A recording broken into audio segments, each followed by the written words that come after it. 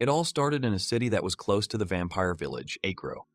A guy in a black hood was walking along one of the streets past a bunch of homeless people.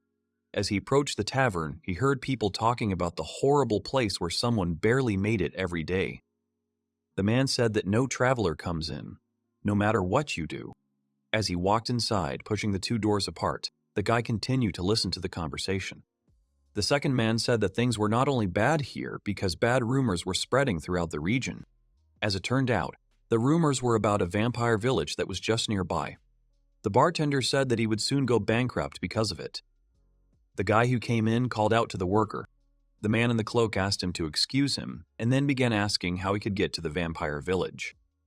The bartender became a little inspired, asked if the guy was a hunter.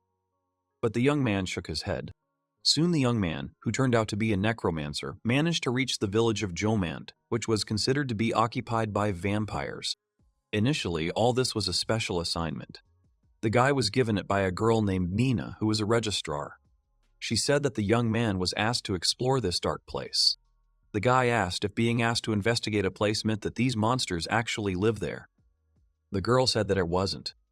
The village was abandoned, but the undead started using it as a base. She also added that some people believe that the village still exists and they are planning to attack people. For this reason, they must be prepared and asked to find the vampire that lives there.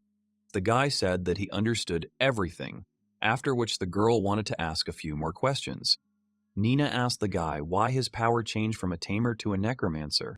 For the guy, there was still a personal motivation. He believed that this place could give him the opportunity to find out the reason why he became a necromancer. This place could be the next step to solving the mystery. Lost in thought, remembering his conversation in the guild, the guy became a little wary, and then two large creatures immediately appeared in front of him and began to howl at the moon. These were two animal spirits, the Minotaur spirit Ace and the one-horned wolf spirit Ray. The young necromancer immediately addressed them, calling upon his spirits, who continued to growl furiously. The boy raised his head and asked the two spirits if they felt anything. He emphasized that the spirits could sense other undead, but he found it difficult to understand them. It's worth clarifying that Randall still couldn't understand some of their roars because he used to be a trainer. Now his power had changed, and he was following her clue. Several dead people with human bodies suddenly tumbled out of one building. Their gait showed that they were local undead. They immediately rushed at the guy. Randall let out a loud cry, cursed, and began to run away. His two spirits immediately rushed very aggressively to protect their master, who was in trouble. Ace and Ray were strong embodiments of the creatures, so it was not difficult for them to quickly deal with those dead people who rushed to attack. Minutes passed, and the danger was over. The bodies of the undead lay huddled together near the ruins. Randall stood there trying to catch his breath. The boy was surprised to see such power. He came up and said that he felt uneasy about it, but then, crossing his arms, Randall said that he would pray for them. The boy thought that he could use the necromancy skill.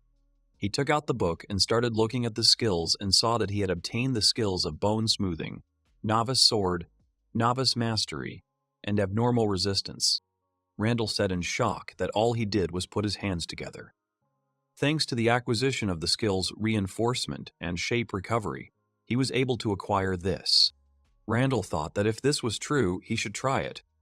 The boy put his hand to the book and began to use an additional skill that he had when he was still a tamer. The youth used a large-scale contract spell in the hopes that he would be able to subdue and lure out those present in the ruins. A huge, glowing field began to spread across the abandoned village. The boy watched carefully. Nothing happened. Then he began to study the book again. The boy was surprised that he received an extension of the range of necromancy. The book notified the boy that he managed to use the skill of a necromancer, so he gets several new spells. Among them were regeneration, physical resistance, blood recovery, flexibility, pain tolerance, and many more. The stats were improved by absorbing skills from the undead in his area. Randall was surprised that he could get such an incredible amount with simple actions. He was glad at that moment that he was able to get the skill table from the guild. Ray and Ace's status was also updated and improved. The guy had just acquired another skill from necromancy, Lich Extra White Flame. For now, all this was just a set of words on Randall.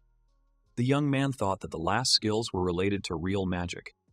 The guy also remembered that white flame and illumination are used only by sages. He could not believe it. Admiring the new power, the guy understood that there was a big difference between simplification and necromancy. With taming, the work with the creature continues and you work together even after such subjugation. However, necromantic steals abilities and the opponent disappears immediately. And if the guy wants this, he can only take the ability and the opponent will immediately disappear. Depending on how you think and approach all this, it might be possible to banish the vampires without resorting to the sacred magic that Randall had prepared before. Suddenly, someone appeared behind the necromancer. He heard footsteps and immediately turned around. A girl with blonde hair was walking towards him, who said that she had just been woken up. Not only did the guy disturb her sleep, but he also erased the girl's familiars. She asked if it was him, but Randall only got scared when he could see her wings. The girl began to laugh, saying that this answer suited her. The girl continued to laugh, and then began to slowly raise her hand. She pointed her finger at his hand and said that this would compensate for what he had done to her subjects. The vampire waved her finger upwards, and the hand she was pointing at immediately separated from the body, flying somewhere to the side. It was torn off in just a second, that Randall didn't even have time to feel it. The feeling of hellish pain still came when the guy had already fallen to the ground. Through the ringing in his ears, Randall heard the vampire laugh. But something helped the guy. The skill pain tolerance that he had recently received. Protecting his master, the one-horned wolf Ray ran out at the girl, growling menacingly. He jumped high, opening his toothy mouth. The blonde girl turned around, looking at the spirit boy. She smiled lightly and asked the wolf if this good boy really wanted to play with her. Randall screamed at his beast, telling it to stop and wait. The boy screamed that this girl was not someone the wolf could defeat. But the spirit was unstoppable. The girl rose into the air, then lightly touched the wolf's neck, moving to his back. Then she gave him a powerful push, pressing him into the ground, and shouted for the dog to sit down. Following the first spirit, the second one rushed forward without lagging behind, the Minotaur Ace. He was much bigger and stronger, and the ground shook under his feet. The girl only sighed and said that she was popular today.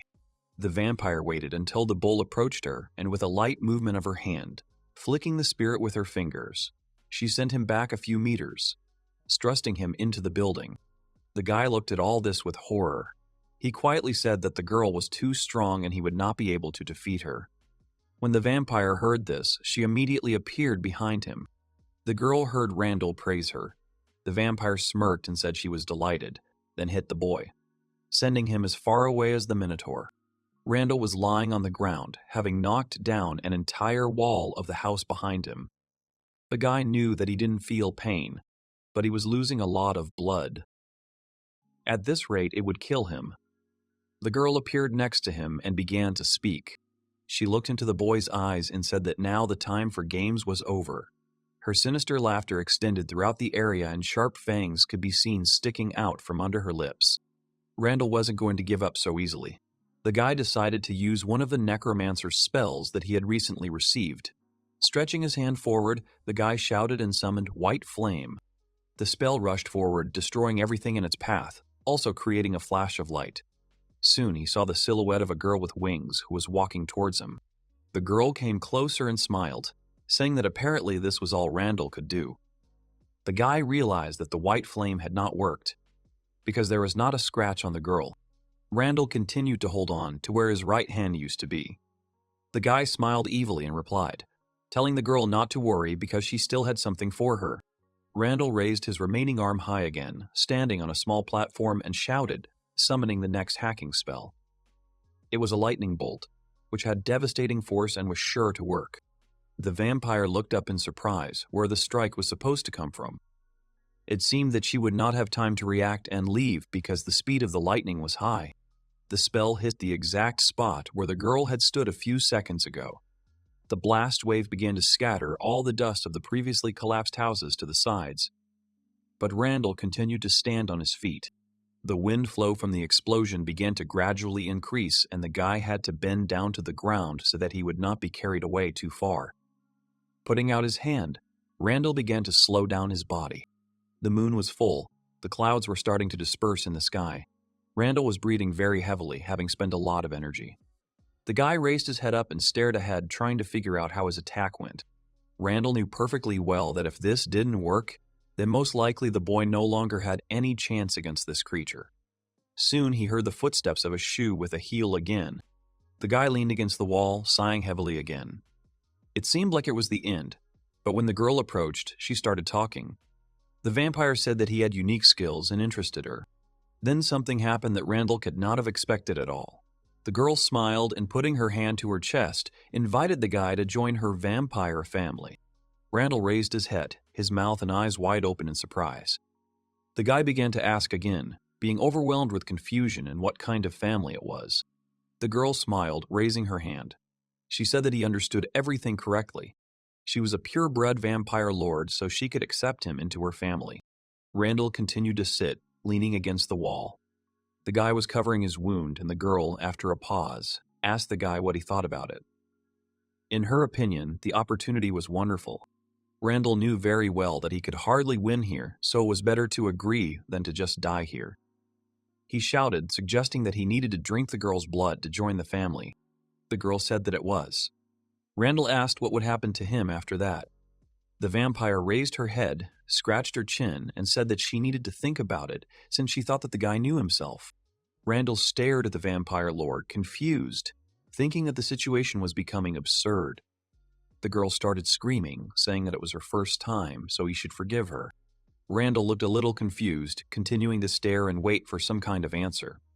The vampire turned to him, coughing slightly, and asked if he would act or not. Randall knew that even though the girl was a vampire lord, she was probably quite young by their standards. The guy slightly curled his lips into a smile and asked the girl's name. The girl smiled broadly, pleasantly surprised by such a question. She stood up proudly and said that her name was Mirren, and she was a pureblood vampire lord, without jumping to a hasty decision. Randall turned to Mirren and said that he had a counter-proposal for the girl. Mirren stared at him, then asked what the guy was talking about. Randall began to approach her. The girl said that she was in a good mood now, so she would listen to everything he told her. Suddenly, Randall began to feel some drastic changes in his body. The young man turned to the place where his hand had been. It began to be covered with something like dark soot and itched unpleasantly. The hand, which had been levitating in the air for some time, being near Mirren, suddenly rushed to the place where it should be. Randall continued to watch all this in surprise. The boy slowly began to try to move his fingers and realized that his hand was fully functional as before. Mirren said that she had healed his hand using the skill Lord of the Night. The boy knew he would get in trouble if she was the kind of vampire who enslaved humans. But she had healed his arm, and he thought he could assume she wouldn't hurt him. The guy suddenly smiled and, squeezing his healed hand a little, made his proposal. Randall asked the girl if she would become his comrade. There was no meaning in the guy's words for the girl at that moment. Mirren crossed her arms and asked again about what it meant to be a comrade for a person. The girl folded her hands to herself and began to casually show her doubt. Randall thought that the girl did not want this, but she replied that the reason was completely different. Randall didn't understand what she was talking about at first and asked if he was the one she was afraid of. Mirren. The girl said that it was not quite so. Fear and panic were visible on her face, after which the vampire said that she was afraid of people. The girl began to explain that vampires were creatures that were completely incompatible with humans, and they understood this well. However, even those who did not interfere with the lives of humans were enslaved. Continuing to speak, she also added that among the vampires she had met, there were no victims, so she did not hold a grudge against them. But she knew how terrible humans could be. As the girl finished her story, they heard the noise of the debris mentioned under a small weight. It was Ray, who ran to the owner. The girl said that she had nothing more to add. Mirren said that if it were a member of her family, then in that case she would be much calmer. Because family is your subordinates, comrades, friends, and children. Randall interrupted the girl, saying that he is a necromancer and that is why he can use his power to make immortal demons and the undead his friends. Then Randall stood up, brushing the dust off his coat. He looked into the girl's eyes and extended his hand, smiling and saying that he would become a member of her family. Then he added that the girl would have to sign a necromancer contract with him. They would become equal under such conditions, which was quite logical. Mirin smiled, chuckling slightly. Mirin, even more delighted, said that in that case she could do nothing if the guy was so persistent. She agreed and would become his comrade.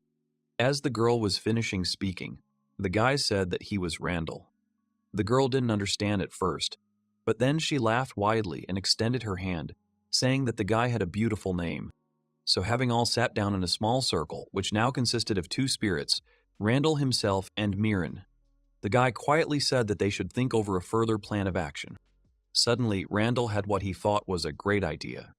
He turned to Mirin and said with a smile that if she didn't mind, she could become an adventurer like him. Mirin immediately perked up and a spark of interest was visible in her eyes. The girl, kneeling down and leaning towards the guy, said that it sounded really great. The girl also started to get curious, asking about what would happen when they signed the Necromancer contract that Randall had mentioned. The guy said he had no idea. Mirin was indignant, asking if it was really his first time. Randall started laughing, quoting the girl.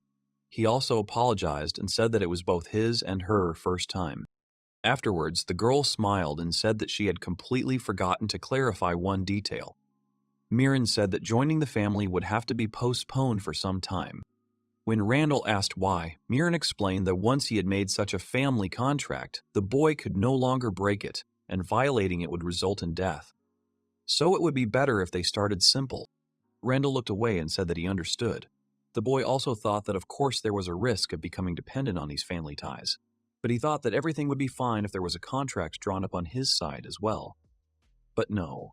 After that, the boy decided that the most important thing for Randall would be to just be near this lonely vampire. He looked at the girl who was sweetly messing with his spirit. So it was like a new team of non-humans had appeared. Randall stood up and said that it was time for them to return to the guild and register the girl as an adventurer. But there was one detail that Randall simply had to tell. The guy said that there would be a lot of people in the guild, to which the girl only smiled and said that it would be good because Randall was with her. Randall smiled back immediately, happy with such an answer and confession. He understood that the girl trusted him. In that case, it was high time to go on their new adventure. And so, Randall and Mirin decided to work together. They headed towards the guild on foot under the cover of night. The boy covered himself with a hood, saying that the wind was getting stronger. Suddenly, the boy turned to the girl and said that it was already getting colder and visibility was very poor. He pointed to the building and said that they could rest in the tavern, to which Mirin agreed. The boys went inside and Randall went to talk to the owner of the house. Soon the man went up, taking the boys to a room where they could settle down. When they were alone, Randall smiled awkwardly and said that they only had one free room, so he should apologize. Mirin immediately said that they only had one free room, so he should apologize. Mirin immediately said that there was no point in taking two rooms because there was enough space. The girl turned around and asked where Randall's creatures, Ray and Ace, had gone. The guy picked up a small bottle and said that the guy had taken one of them with him thanks to the skill Coffin of the Dead. The girl said she understood, and then added that they had not yet made a necromancer contract. Randall began to pack things and said that this was indeed the case. Mirin was very curious about this, so she said with a smile that they could do it right now. Randall was happy and almost immediately agreed with her. The guy rummaged through his things a bit and pulled out that very skill book to look at the instructions he would need to use to conclude a contract for his class. Having found the right page, the boy stood silently for a while, reading the contents, and then said that he was ready. The young man stretched out his hand and began to read the spell. As the necromancer spoke, a small magical vortex began to rise in the room, enveloping the bodies of Mirin and Randall himself. Randall finished speaking the words and closed his eyes. The room was silent, and soon the boy saw that the book reflected the conclusion of his contract with the vampire lord Mirin. The magical vortex disappeared, and Randall said decisively that the contract was ready. The girl looked at her body, not understanding what had happened. She said that she felt a strange sensation. "I looked at the book," Randall exclaimed, saying that it was really cool. Mirin leaned over and Randall began to explain that he had gained several additional skills through the fusion. Randall added that when they made a contract, their powers immediately combined. The characteristics were improved and the status of Ray, Ace, and Mirin increased due to the strengthening of the familiar. Mirin was surprised that the guy could do such a thing. She folded her arms and said that she had never seen or heard of a necromancer before. Randall. When he saw it, he asked if it was true. The boy said that when he was a tamer, everything was different. Mirren saw him again, hearing that the boy was a tamer. Randall smiled and said that he forgot to tell her that. At that moment, Randall realized that it would be right and he would have to tell her everything, namely the entire path from tamer to necromancer, which he was able to go through. The guy started the story by saying that it was a long time ago, when he was the dead weight of his team. If you think about the efficiency of his current job, he has Ray and a roof over his head, which he is happy about. The guy involuntarily and with a smile began to remember those times when he did not even have a bed on which he could comfortably lie down. He had to make do with what he had. The guy from the small barn where he sat with his spirit looked out the window and saw his team. Even though it was a meeting for everyone, he was still not invited, which seemed sad to the guy. Suddenly, Randall heard a hysterical scream. Someone from the team was addressing Fato with particular fury, asking the guy how much longer he himself would tolerate Randall. The guy who was talking in a raised voice was named Luog. He was the main knight of the top-ranking team. The guy said that he didn't care at all that he was the leader's childhood friend. The guy also added that Randall was of no use to their group. Luog explained that the quests they were taking now were no longer toys. The tamer continued to listen through the wall of the barn. The guy's beast with whom he was then suddenly began to get angry, seeing how his master was upset by these words. Feeling something was wrong, the wolf began to howl loudly. Randall immediately began to calm Ray down. This only detonated in the house, and Loig also added that the beast that travels with them is too loud and they can't sleep. The head priest of the top-ranking team is Quella. The girl, slightly worried, said that Randall was trying as hard as he could. They couldn't just throw him out. Team Mage General Male, holding a large sandwich in her hands, added that Randall was a good guy. After all, he wasn't completely useless since the guy was cooking. Loig turned to the remaining member of the group and said that despite all the arguments the guys had made, something had to be done about it. Fato, who, as mentioned earlier, was the leader of the group, was sitting in the corner of the room on a stool. The guy exhaled heavily and said that there were things that only Randall could handle. Afterwards, the guy changed his position a little, folding his hands behind his head and said that there's always a risk, but nothing can be done about it. Fato added that everyone else could compensate for this with teamwork. Lloyd just loudly and demonstratively hissed, showing his displeasure, and headed for the exit of the room where the meeting was taking place. The guy said that he went because he needed to get a good night's sleep. Randall looked up, away from Ray, and also heard everyone start to leave, arguing that they needed to go underground tomorrow. The guys were looking forward to tomorrow and hoping that everything would work out. After everyone began to gradually get up from their seats, completely unexpectedly for Randall, a loud blow was heard on the wall, which was clearly aimed at attracting the tamer's attention. As soon as Randall turned around sharply and Ray became alert, jumping up from his place, Luke's scream was heard. The guy wanted to make sure that Randall could hear him now. The team's leading knight shouted that if that damn dog barked again, Randall would have to answer for it with his head in front of the entire team. Randall looked at his spirit again and started petting him, saying that Ray needed to hear this guy. The wolf started whining quietly, which made him sad. Randall had no idea when it all got that way. He felt awkward talking about it. But the guy thought he was doing his job perfectly. The guy started remembering and explaining that he was practically useless in battle, and for this reason the guy's experience gain was much slower than the others. It was difficult to do anything with such a difference in skills. But then again, that was exactly how it seemed to him at the time. Looking at Ray, the guy smiled and said that, apparently, he was the only one who thought that about himself at the time. Despite the fact that Ray was a wolf that had previously been completely wild, the intelligence of this beast was very high, even its emotional component. The wolf understood everything perfectly and then began to support his master. Randall began to laugh, saying that he was ticklish, and then asked if Ray would help him. Randall began to pet the wolf, saying words of gratitude to him. All the time when his comrades treated the guy badly, only Ray helped him. Randall hugged his beast, pressing himself tightly to him. It was clear that Ray was also pleased with this, and it made him feel good. The guy said that Ray was his best friend. This achievement was very motivating for all the team members. Quayla pressed her hands to her chest and asked God to bless them today. Male said that he didn't seem to exist. Randall walked behind everyone, carrying all the team's things that they might need inside the dungeon. The load was quite heavy, so he could not always keep up the pace. Lloyd turned to the Tamer and started yelling at Randall not to slow them down and to go faster. The guy also added that if he couldn't carry the luggage, then he was useless. Fado decided to rephrase the main knight's words a little and also ease the situation a little. The leader turned and addressed Randall, politely asking him to go faster. Today's outing was really important for all the team members and many were worried about how it would go. Randall raised his head and said that he would try. Soon they approached the place where they were going. It was the dungeon of the deicides, resembling a ruined and old cathedral, constructed of solid stone. Lloyd immediately sped up, switching to a run. The boy shouted for the others to keep up. Randall turned to his wolf and said that they would run too.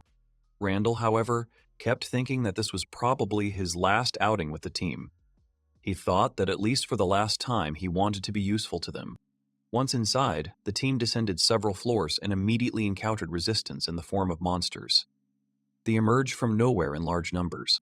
But everything happened according to the old scenario, as always. Lloyd, fighting off the monsters, did not forget to switch his attention to Randall, shouting at the guy to get out of the way. Quella turned her head to the knight and said sternly that now was not the time to sort things out.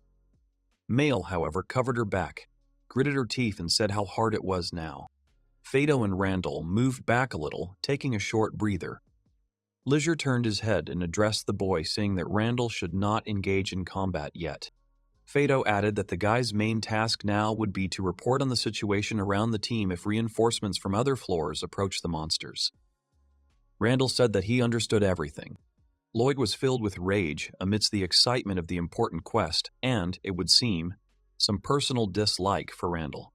The guy clenched his fist and said that Randall was completely useless. Fado pulled a knight of his team up, threw the sword over his shoulder. The leader told Louis to calm down, because his words would definitely not make anyone feel better now. They all moved on, Ray helping to protect Randall from the monsters, while the boy himself shouted warning Fado that 5 more creatures were coming at him from the left. At one point they were surrounded on all sides. The group stood in a tight circle, each holding their own flank. Randall thought that if things continued like this, it would be hard for them. At one point, Ray, without a command from Randall, rushed at one of the monsters. Randall only managed to shout to the wolf, trying to stop him, and at that time the others began to advance and enter the broken ring. Randall managed to alert his teammate that he was being attacked from behind. Lloyd managed to react and with a powerful blow took off the knight's head from behind. Lloyd shouted angrily, calling Randall a name. The boy began to accuse the Tamer of letting the monsters pass from his flank and continued to curse, swinging his sword. Beginning to sense a strong sense of danger, Quella began to back away, clutching the sacred book she used to cast spells and buff the team. Suddenly, the girl screamed loudly, which made absolutely all the team members turn to her. Quella began to slowly tear her hand away from the wall. When the girl raised her hand and began to examine it, she could not understand what it was. Randall immediately shouted at the girl not to touch the walls because there was poison on them.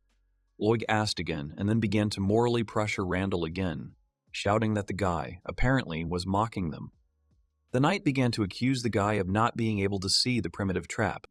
Randall was getting more and more angry about this. The guy frantically threw off his bag and began to search for the antidote in it, which he soon found. While the Tamer was rummaging through the bag, Mail was already busy with the priest's hand. The girl turned around menacingly and barked that everything was fine and the guy could go on. Lloyd couldn't calm down and started his old ways, shouting about how useless Randall was. The team chaplain defended him, saying that the guy had tried too. Randy just threw the bag over his shoulder and went on. Soon they made a halt and the Tamer quickly made lunch for the team from the almost ready products.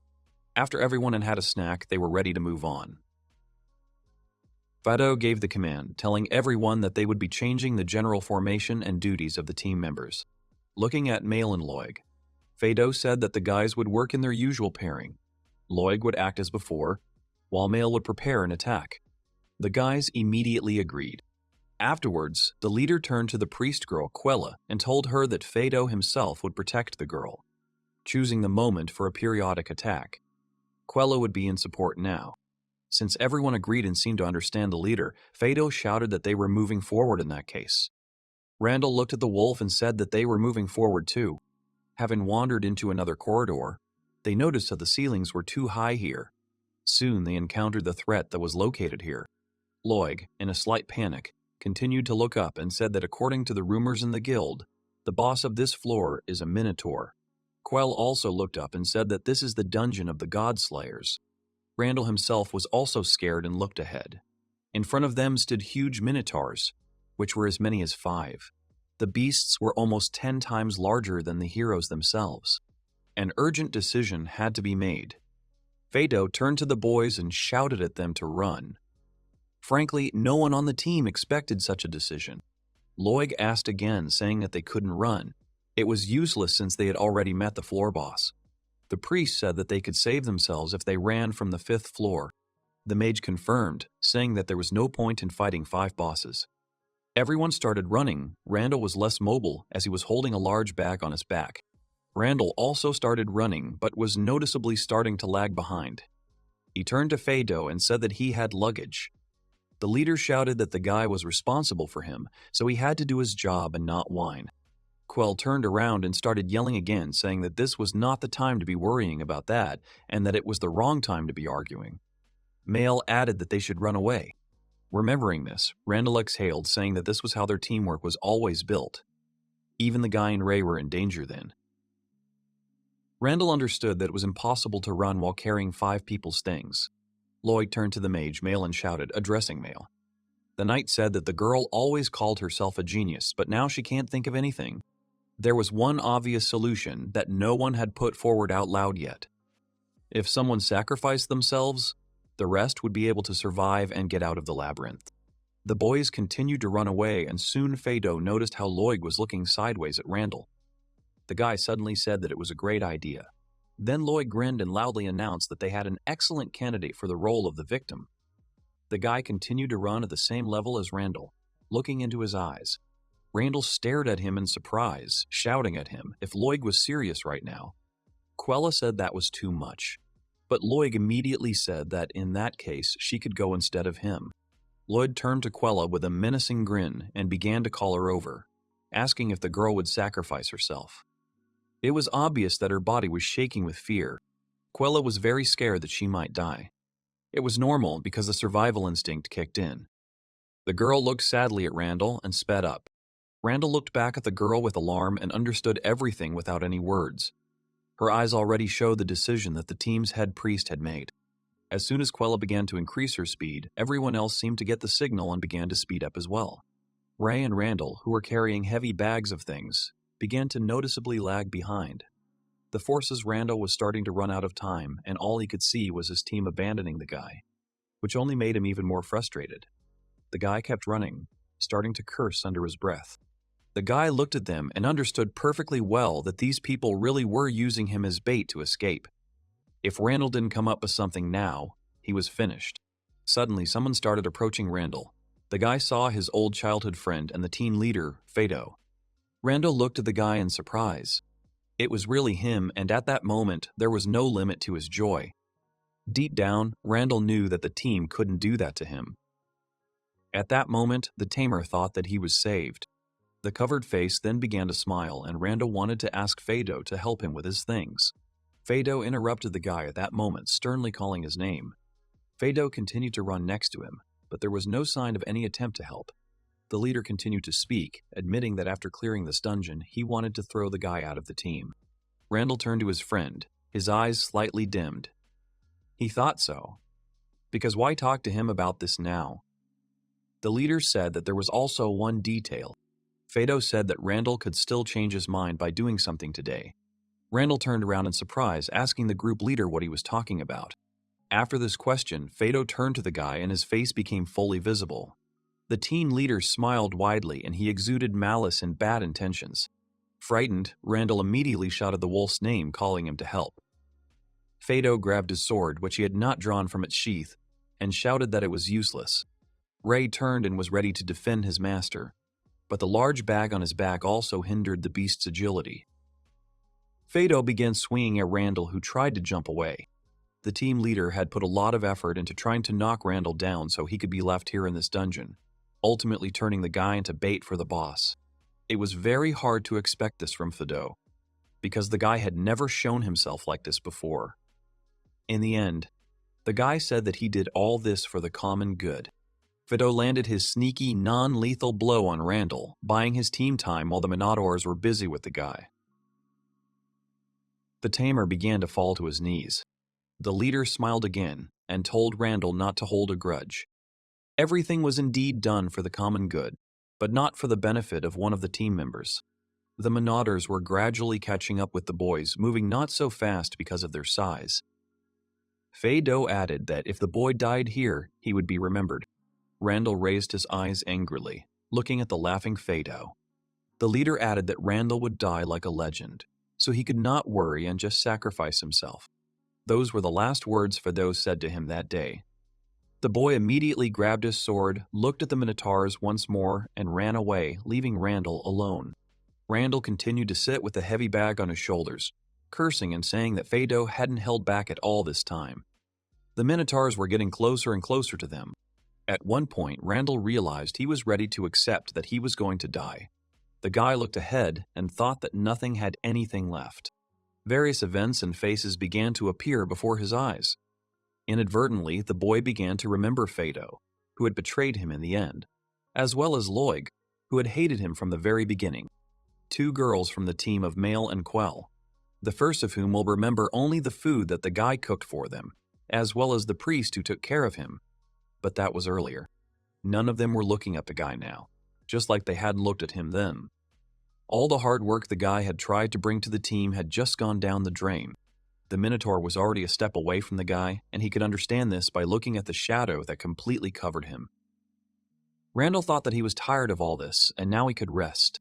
As the Minotaur swung his enormous club, a sudden howl and the sounds of a fight were heard.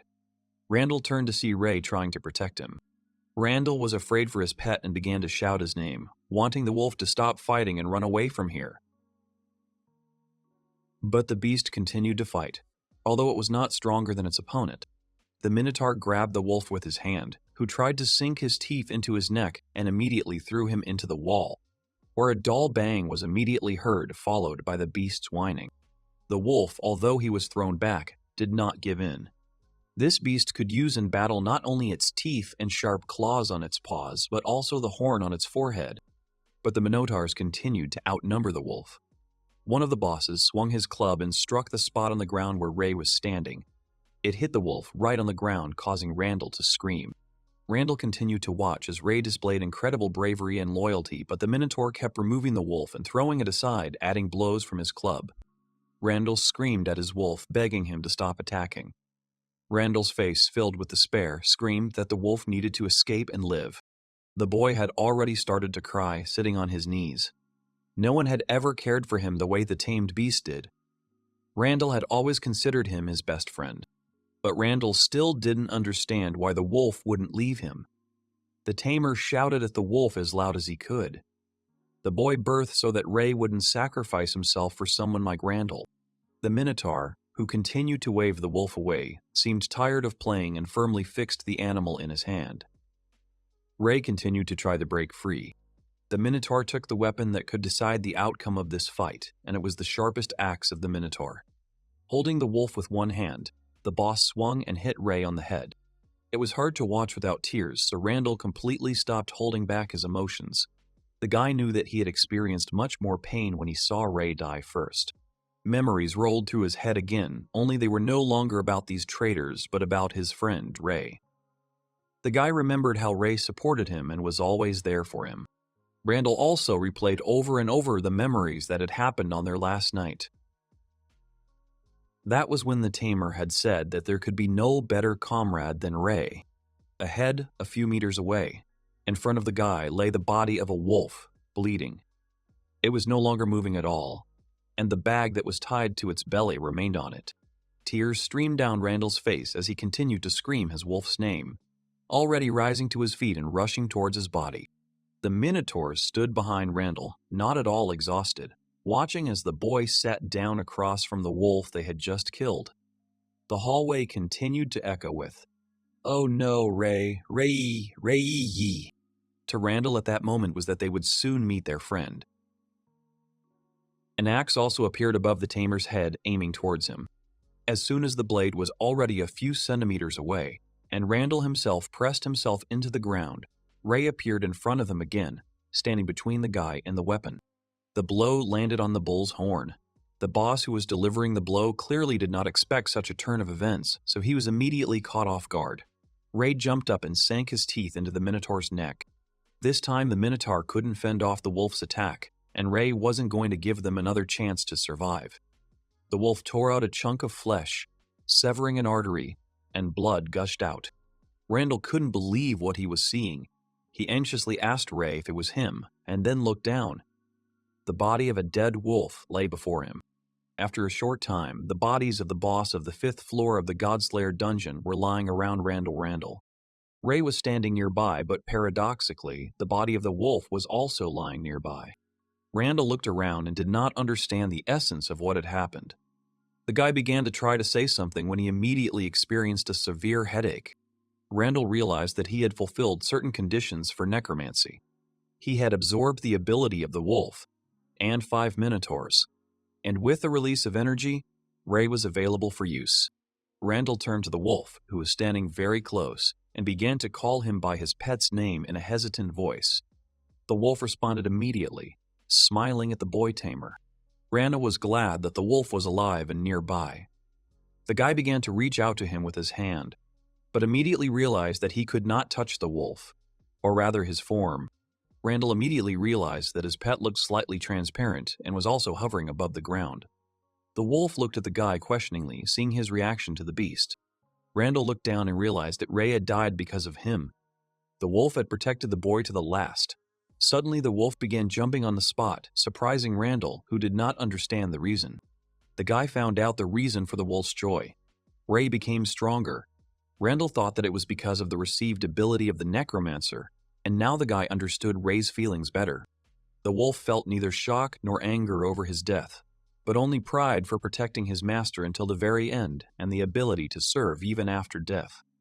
Moreover, the beast became much stronger and will now always be with Randall. All this only caused a new torrent of tears from Randall himself. The guy understood that even taking into account the fact that the wolf's death was due to the inexperience of the owner, Ray was still glad that he stayed nearby. The wolf continued to portray a smile on his happy face and hover in the air. Randall knelt down and bowed to the beast as a sign of respect, thanking him. Now the question was completely different. What should Randall do with these dead Minotaurs? The guy examined their bodies and then put his bag on the floor. Randall thought for a moment, gently scratching his chin. He remembered that when he unlocked the Necromancer skills, the voice told him that the boy had absorbed the power of the Minotaurs. Looking again at the bodies of the slain bosses, Randall wondered if he could have gained their power through necromancy or some special new skills. Randall began to gradually approach the corpses, taking one step at a time. Suddenly, the guy had an idea that he could try to summon them, if he was a necromancer. After Randall had thought about it, the body of one of the bosses began to move again and soon jumped up sharply, appearing in front of the guy at full height. Randall was very scared. Randall initially thought it was very scary. He turned to the Minotaur standing in front of him and thought that the same thing had happened to him as Ray. But if that's the case, then that spirit must now be under the control of Randall himself. The guy looked at his hands, and some kind of aura began to hover around him. Looking closely at the hand that Randall then clenched tightly into a fist, the guy finally understood what kind of absorption ability he had actually received and what its strength was. Afterwards, Randall carefully approached one of the walls and decided to try something. The guy swung his leg and hit the wall of the dungeon with all his might, breaking a stone slab. The aftermath of his blow was more visible than ever before. The entire wall was covered in cracks, and the guy only said that it was unexpected for him. Afterwards, he looked, thinking that there were as many as 5 Minotaurs here. Therefore, this ability is called absorption. But it does not seem that Ray lost his power.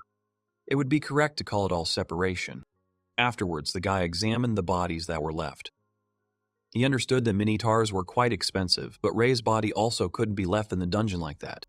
The guy thought about how he could take the Minotaurs from here because they were just huge. Suddenly, he heard that the conditions for learning the skill I Slay the Dead were also met. Randall wondered what this unknown ability was. According to its name, it could help transport bodies.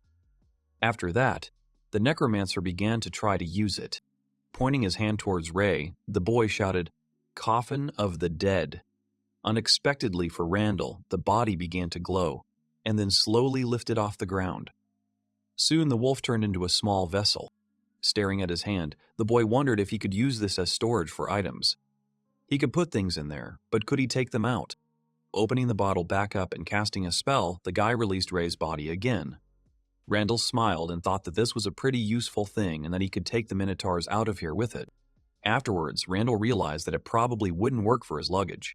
Suddenly, he heard that voice again, which informed the guy that the Minotaur was available for use.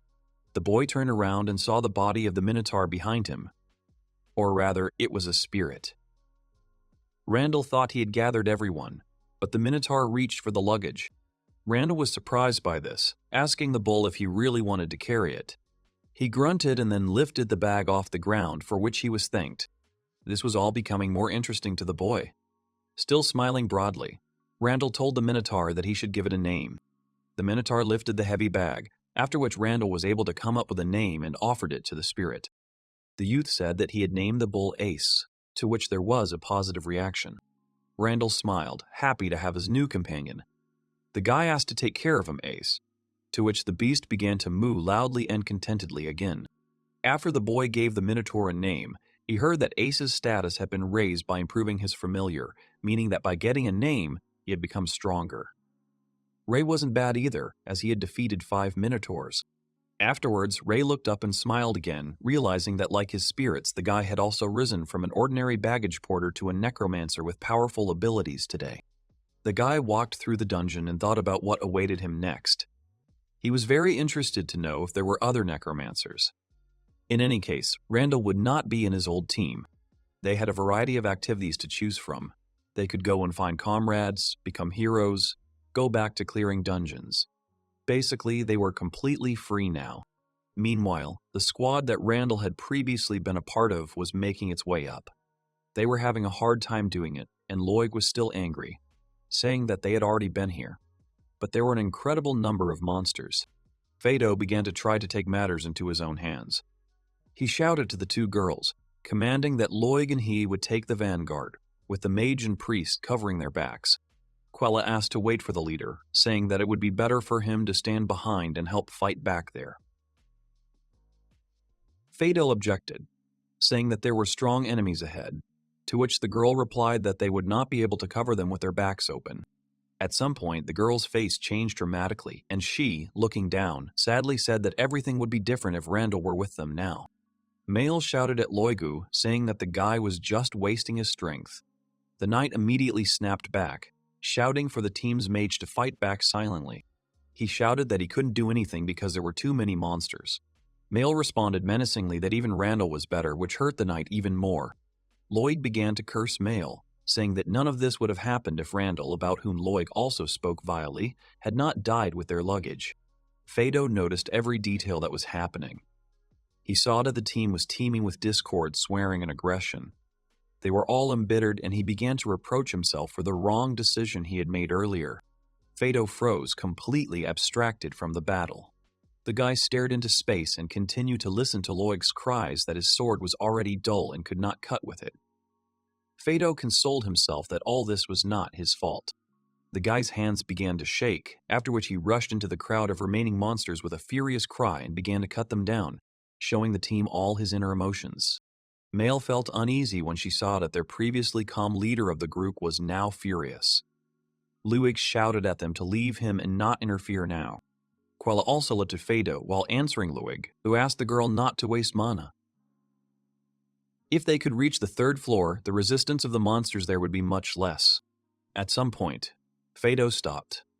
All that could be heard was the leader of the group trying to catch his breath, greedily gulping air into his chest. Suddenly, he quietly said Randall's name. Fado's head was now filled with memories from his childhood, when the boy was always in first place. He was praised in their village and considered a source of pride, and Fado was always in the shadow of his friend. In order to try to somehow approach the strength of his comrade, Fado spent long and sleepless nights in his home library, studying thousands of books and notes. But time passed, and the changes were minimal. In all, they continued to talk only about Randall, who was considered a genius on a completely different level because he constantly took first places in exams. One day, Fado couldn't help but turn to his friend, slightly bowing his head before him. That's when the guy said that he wanted to be like Randall. Fado asked to share his power. Fado learned a lot from him, everything he could, and continued to try hard. The guy knew that he would never reach Randall and eventually just became jealous of him. After they formed a team, the guy made his friend carry things and made sure that others did not notice his talent, which always overshadowed Fado. All this made the leader lose his temper. Fado was furious when the team started talking about Randall again. Suddenly, the guy shouted, asking why he was in Fado's way again. Fado was furious when the team started talking about Randall again. Suddenly, the guy shouted, asked he had it quick and what hey. Having let out this cry, the boy turned sharply towards the monster that was approaching from behind. Fado turned sharply, swung his sword, and cut off its heads. Fado was the next candidate for the title of hero, and he continued to be torn apart by emotions for his former friend. The leader continued to swing his sword, shouting his name. After they had gone a little further, Randall saw several chests with rewards. The guy bent down, began to study all this, and thought that these were excellent things. The Minotaur began pointing to one of the black cloaks that lay among the loot. Randall realized that Ace had asked him to put it on, and the boy immediately equipped himself. Yomi's cloak. This thing immediately raised the status thanks to the ability to absorb. The Necromancer's abilities evolved, and the abilities of Ray and Ace increased, and the guy could now regulate their visibility. The last point where the guy can adjust visibility interested him. He decided to try and use the skill on the spirits. Ray and Ace immediately noticed each other. Seeing the friendly reaction of his companions, Randall was happy and realized that as he thought earlier, only the guy could see. Then he thought that people might be afraid of Ace, so he would make only Ray visible.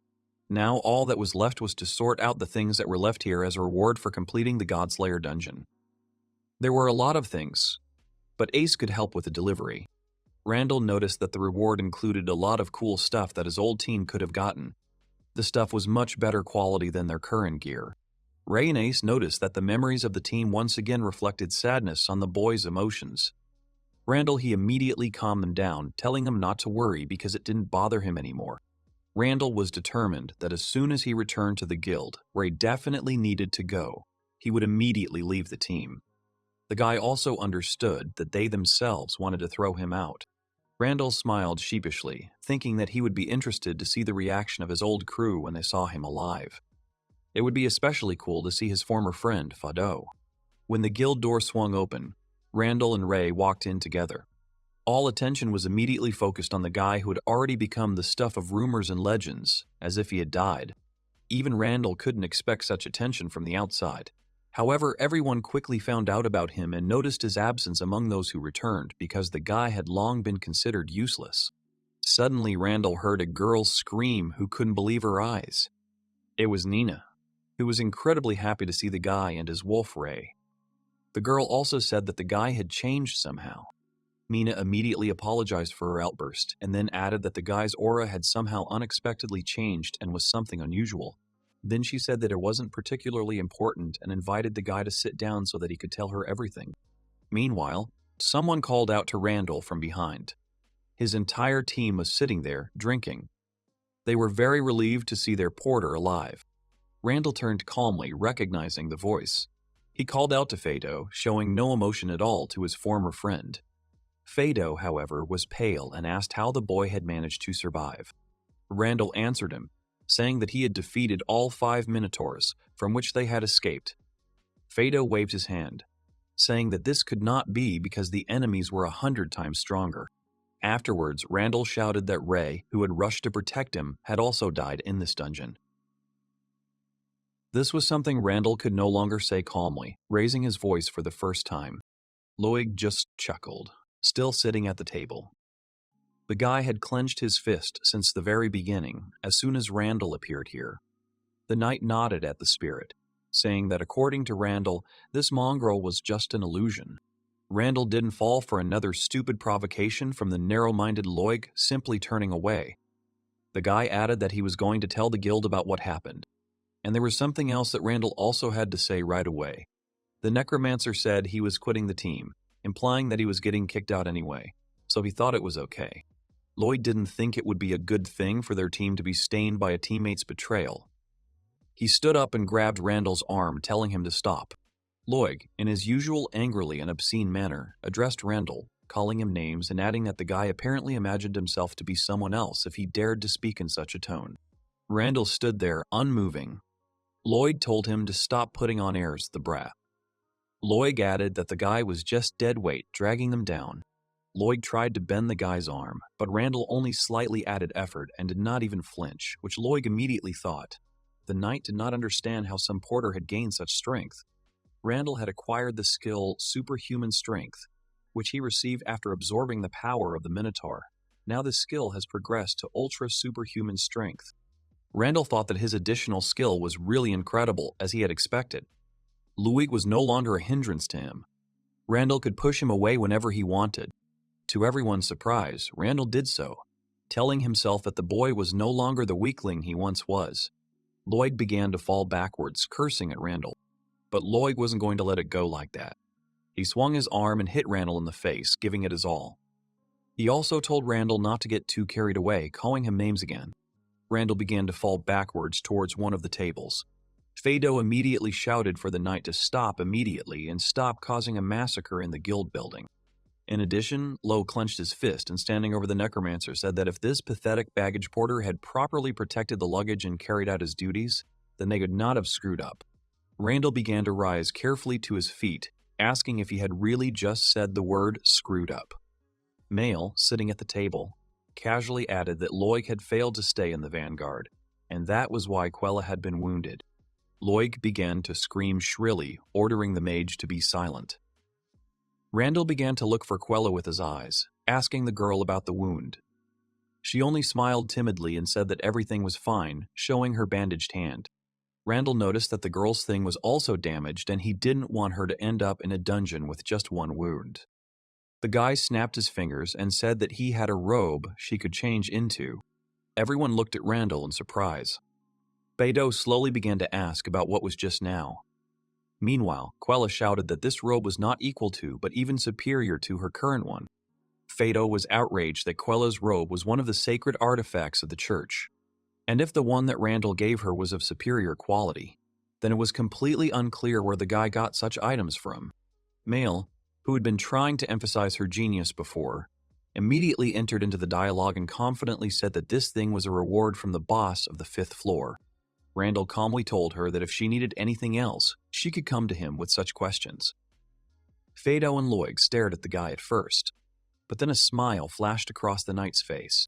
Loig turned to Randall, saying that the boy could still be useful sometimes. Summing up, the knight said that if there were more things here, then the trip was not just a waste of time. After these words, Loig extended his hand forward and with an evil grin told Randall to give him all his things that he currently had with him. Randall was extremely surprised by this. Loig continued, saying that the boy had heard him perfectly well. It was Randall's fault that they had returned barely alive. Then he said that now Randall would finally be of some use, which they had been waiting for. Loig shouted that the boy should not be left with a crumb, and Fado immediately intervened. It was a rather tense and anxious moment in the guild. Everyone was watching what would happen next. Nina was also standing behind the Necromancer and watching what was happening. Randall had no intention of obeying Loig, and after looking around, the knight realized that it would make him look weak. He shouted that the boy had forced him and grabbed Randall by the cloak. After he did this, something suddenly grabbed the guy and started to open from the ground. Many were surprised by this, thinking that Randall had telekinesis. To show how serious he was, Randall snapped his fingers and a huge minotaur was revealed in the guild, holding Loig in his hand. Everyone gasped in horror. Randall calmly said that the minotaur he was able to kill in the dungeon of the Godslayers after death became one of the guy's companions. Surprised, Fado started waving his arms, saying that Randall was just a tamer. He didn't understand where the guy could have gotten a dead familiar from. Randall just reminded him that he had already said about Ray's death. Randall said he would split the loot between the group. Loig started yelling that the guy was probably making fun of them because it all belonged to them. After that, Ace let go of Loig, who fell to the floor with a thud. Randall said that he had found 5 treasure chests. He took only the cloak for himself, and the rest should be divided among the group. Nina immediately asked Randall if he was sure, but his decision remained the same. The guy looked at the members of the former team and said that this would be his parting gift. Nina was a little upset by this decision because from what she saw here, the girl realized that these people were not worthy of receiving the coins from the dungeon. Nina said that if the guy was sure, they would leave it to the guild. Then she asked if the guy wanted to give them anything else, and Randall immediately remembered the Minotaurs. Randall said that it should be divided equally between everyone. Nina replied that Randall had every right to the bodies of the bosses because in the end they were defeated when the guy was already fighting alone and was not a member of the team. The girl also added that it was impossible to say that there was no evidence of any harm being done to them by the team at all. All the members of the group were surprised by such a statement. The girl added that the guild recommends that you first take everything useful yourself, while the others will then bargain with the guild for the transferred items. Randall was surprised to hear about the trade, but Loig and Fado were even more stunned as they understood what all this would ultimately mean for them. The girl said that given the price of everything she saw, Nina could roughly calculate the approximate amount of resources mined. After that, the team members will be able to buy whatever they want from the guild. Lloyd was about to rush forward, accusing Nina of talking complete nonsense. Fado immediately blocked his way with his hand, telling Lloyd to stop behaving like that. Fado responded, made the decision for the whole team. The guy said that he understood everything. Lloyd immediately began to be indignant, saying that it would be better to get it firsthand. Fado made it pretty clear that if they were going to buy everything from Randall, they would have to pay immediately. Since the group was preparing for a new dungeon, they had spent all their money and were broke. Nina bowed carefully, quietly thanking Fado for understanding her. Then she turned to Randall and motioned for him to come to their reception desk. Nina needed clarification and asked Randall if she understood everything correctly. The girl said that they leave all the things at the guild and later they will discuss the exact price. Randall agreed, saying he would leave it to her. Nina smiled and said they could discuss leaving the team and checking in alone in another room for now. Loig asked Randall to wait a moment, then grabbed him again. The knight accused the boy of abandoning them, leaving them like this with nothing. He again blamed Randall for their failure. Loig said that initially, Randall didn't even put a drop of effort to reach the 5th floor. At this time, Ray began to growl angrily at Loig, instilling fear. Loig turned around and looked at the spirit of the one-horned wolf. He didn't even understand what it was. The beast had a completely different aura and seemed much stronger than before. Everyone around started talking about Ray, saying that he was incredibly strong. People also said that Lloyd got what he deserved and was so scared that he couldn't even move. The atmosphere continued to escalate, and Lloyd began to realize his worthlessness in this situation. He could do nothing to Randall. After that, the knight turned around, cursed at everything, and walked away. After Lloyd left, Fado also called out to Randall. The boy turned around, and the leader said that their knight had said too much. But there was some truth in those words. Fado said that Randall had become terribly strong, but he hadn't told his team, so it had happened. It was obvious to him, but Randall interrupted his former friend. Randall addressed Fado by name and looked at him sternly. The Necromancer asked if he could even hear what Fado was saying. Randall, with a little hurt and sarcasm, repeated Fado's words. He didn't tell us anything. Randall said that perhaps it would be more accurate to say that Fado didn't give him a chance to say it. And only now did Fado decide to publicly admit that he was the only one to blame for this. Nina stopped the guys, saying that they needed to listen to Randall's story from the very beginning to understand who was to blame. Fado shouted angrily, pointing out that they themselves could still speak up. Nina cut him off, saying that they had already said enough before Randall arrived. Nina looked at the guys and said that they made it look like Randall wanted to sacrifice himself.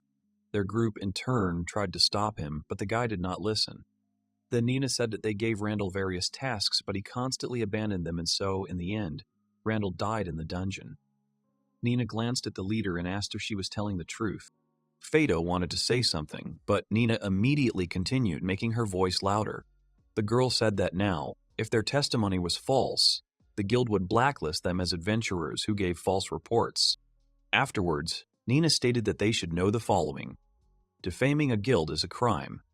All of their S ranks will be revoked, and there will be several other sanctions depending on the situation.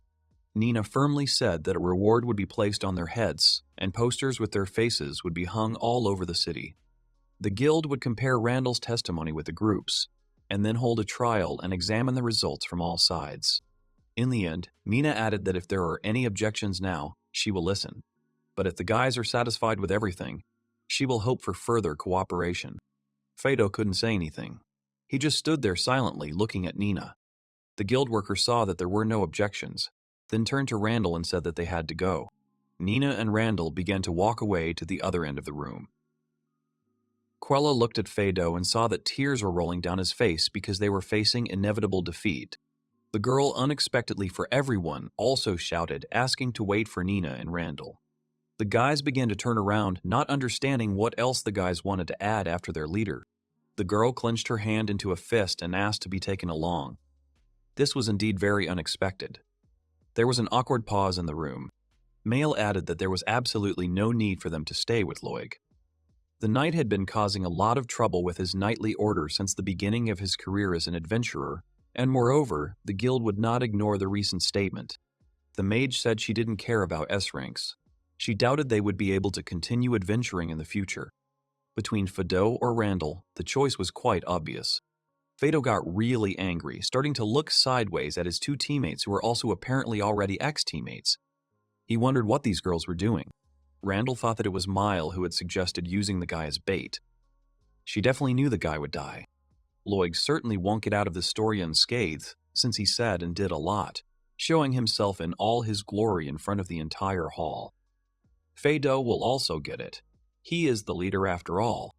As a result, Randall understood perfectly well that this was the only chance for salvation for the girl.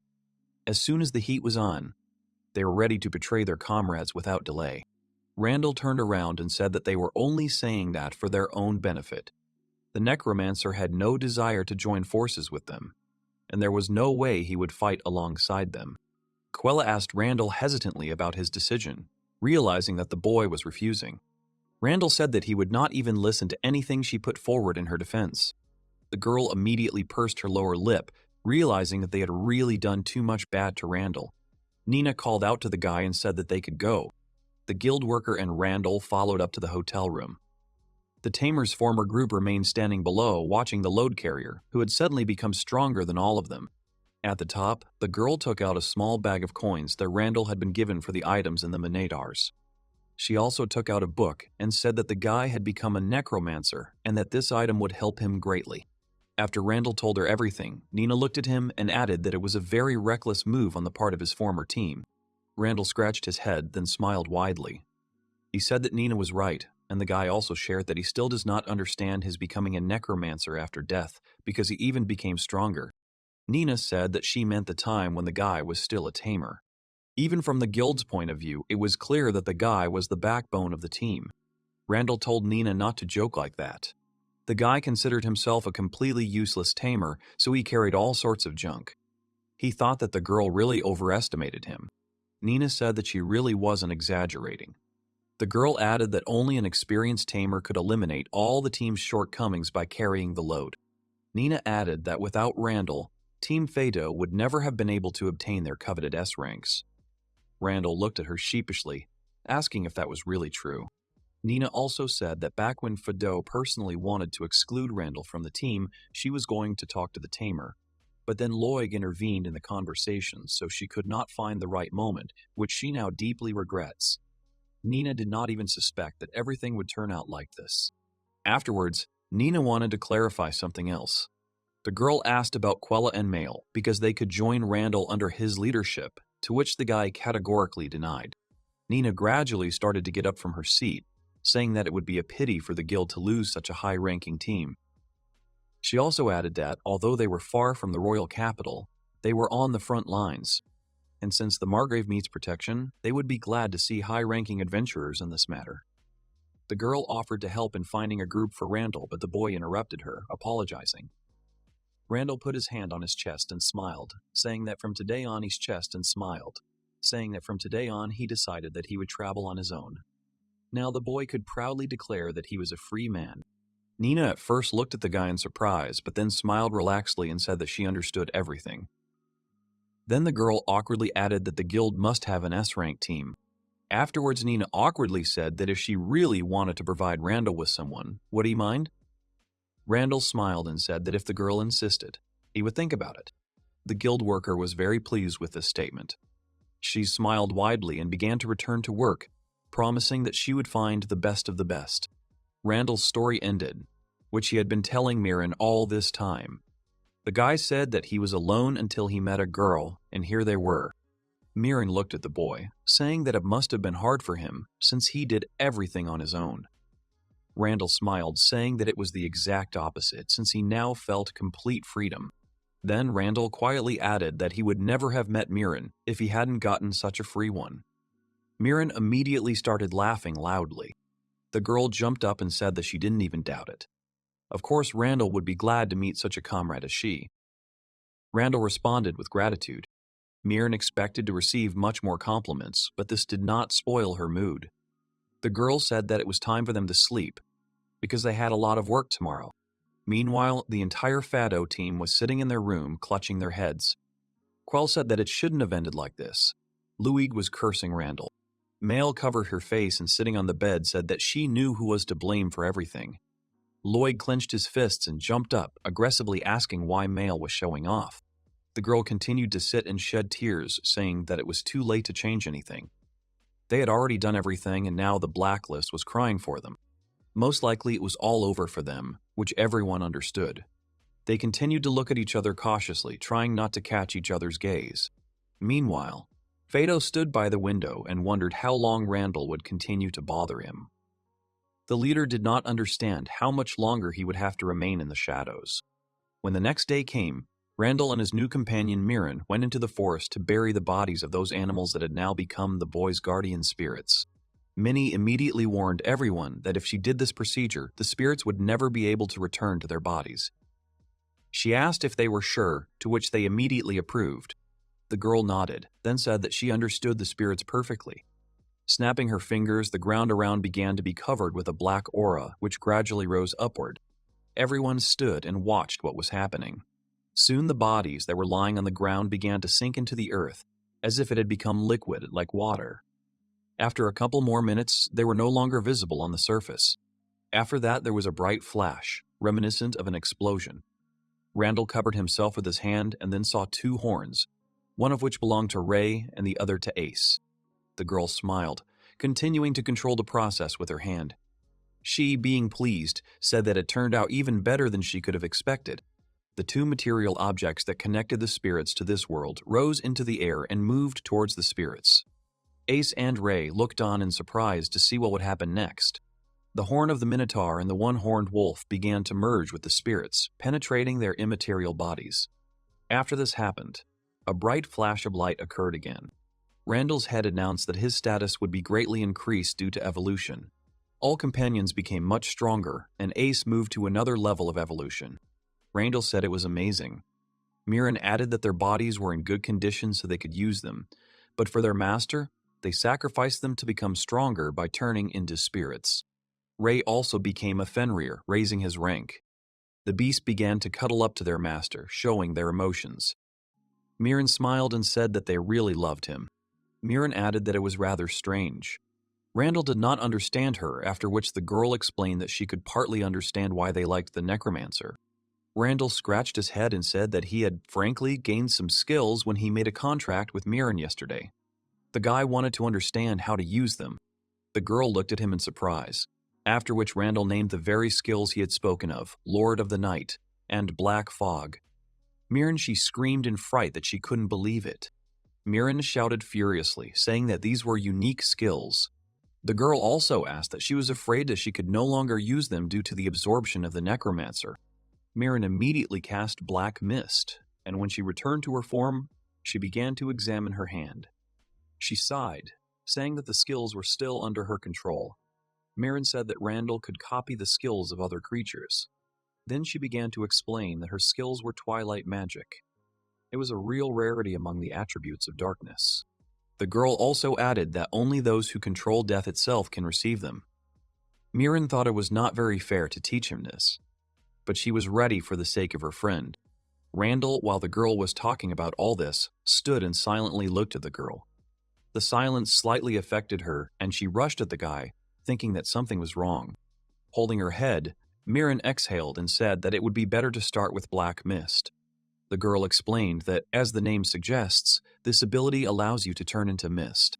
Physical attacks do not work on high-level vampires, but there are situations where they are attacked using materials that are weaknesses of vampires. As long as black mist is activated, the attack will not reach you. It is no exaggeration to say that this is the best ability for defense.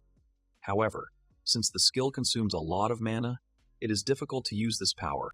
The girl also added that the second skill, Lord of the Night, uses the user's magical power as a basis to be able to create familiars. When Randall asked the question, Mirren quickly explained that it was about a familiar that would be generated, that is, a soul of twilight magic. Randall could say that it was the essence of the girl, but from a human point of view, it was a miracle. Since these creatures possess twilight power, they also possess the same abilities. That was how Mirren had managed to heal the boy's hand that time. Randall now clearly understood how Mirren had managed to pull off such a trick. Randall suddenly decided to ask another question. The guy said that he didn't understand the point regarding the twilight magic that Mirren constantly talked about. She just laughed and said that Randall should know that. Minnie said that if she drank blood, it would increase her lifespan. So, in other words, the undead for the guy is the same as blood for her. That's twilight magic. The girl sat down and said that the energy associated with death is special. What is important is how it is used and controlled. Then she added that they are similar in this. Randall looked at the girl and said that they really did have a lot in common. But as she said later, there really wasn't much point in talking about it. Mirren said that she could show the boy something else. The girl started talking about the skill that Randall used on his familiar last night, Dead Spirit Coffin. They stopped and Mirren said she had something similar but much more advanced. The vampire straightened her hand and shared the skill, Thunder at Nightfall. The guy read the skill name in surprise. The girl nodded immediately and said that the Dead Spirit Coffin only allows you to store the bodies of the dead, and her skill allows you to store anything. Randall was glad because this was what he needed in the dungeon of the Godslayers. The guy decided to test the skill by stretching out his hand and reading the spell. This ability worked almost the same as the skill the Necromancer already had.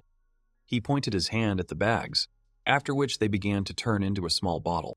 Everyone stared in surprise at the missing items, which had now become a very compact glass bottle. Randall realized that he no longer had to worry about transporting luggage. But then he noticed how sad Ace had become. Randall looked up and smiled, telling the Minotaur not to worry. The boy added that he valued Ace not because he carried things. The Necromancer was sure that soon there would be a task that only Ace could do. That was why, when the day came, Randall wanted Ace to help him. The boy said that he would count on the spirit.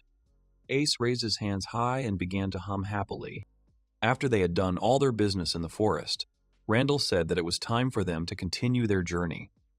Mirren agreed, and then Randall immediately remembered something. Randall said that from the rumors he'd heard, vampires had many weaknesses. But Mirren thrived in the sun. Mirren leaned towards the guy and immediately made it quite clear to him that he should stop underestimating her. Randall was slightly frightened by such a mood of the girl. Mirren said that she is the Lord of Vampires, the great Lord of Darkness. Sunlight, holy water, silver, and crosses do not affect her, so do not equate her with the common rabble. Randall thought for a moment, then decided to ask, saying that the girl, in that case, should have a natural defense against such attacks. Mirren said that it was not so. The girl explained that her unique skills allowed her to avoid such danger. If she did not use them, she would immediately be turned into dust. The Necromancer thought about it. Then it all came out that Mirren couldn't be killed unless, of course, she wanted it herself. The girl laughed, saying that it was so. She also added that no one could compete with her. Randall had a question prepared and asked the girl what would happen if she was hypnotized. Mirren smiled again and said that there was still such a possibility. Mirren felt awkward about such conversations and said that she could also bypass hypnosis in some cases. Afterwards, she said that this conversation would continue when it would be necessary again, but not now. After the girl started flying away from Randall, the guy thought about it. The girl said with a smirk that she was looking forward to it, calling the guy an adventurer. Randall wanted to test something and grew wings like a vampire lord. Mirren immediately started screaming that it was unfair to do that. She began to slowly try to say something, but a joyful Randall interrupted her, asking what had happened. He began to rise up, exulting and saying that he could now fly. On the way to the guild, Randall started stretching and talking about how tired he was. The guy added that they could fly here on the Black Wings. Mirren added that there was nothing they could do about it. The guy would die if he ran out of mana halfway.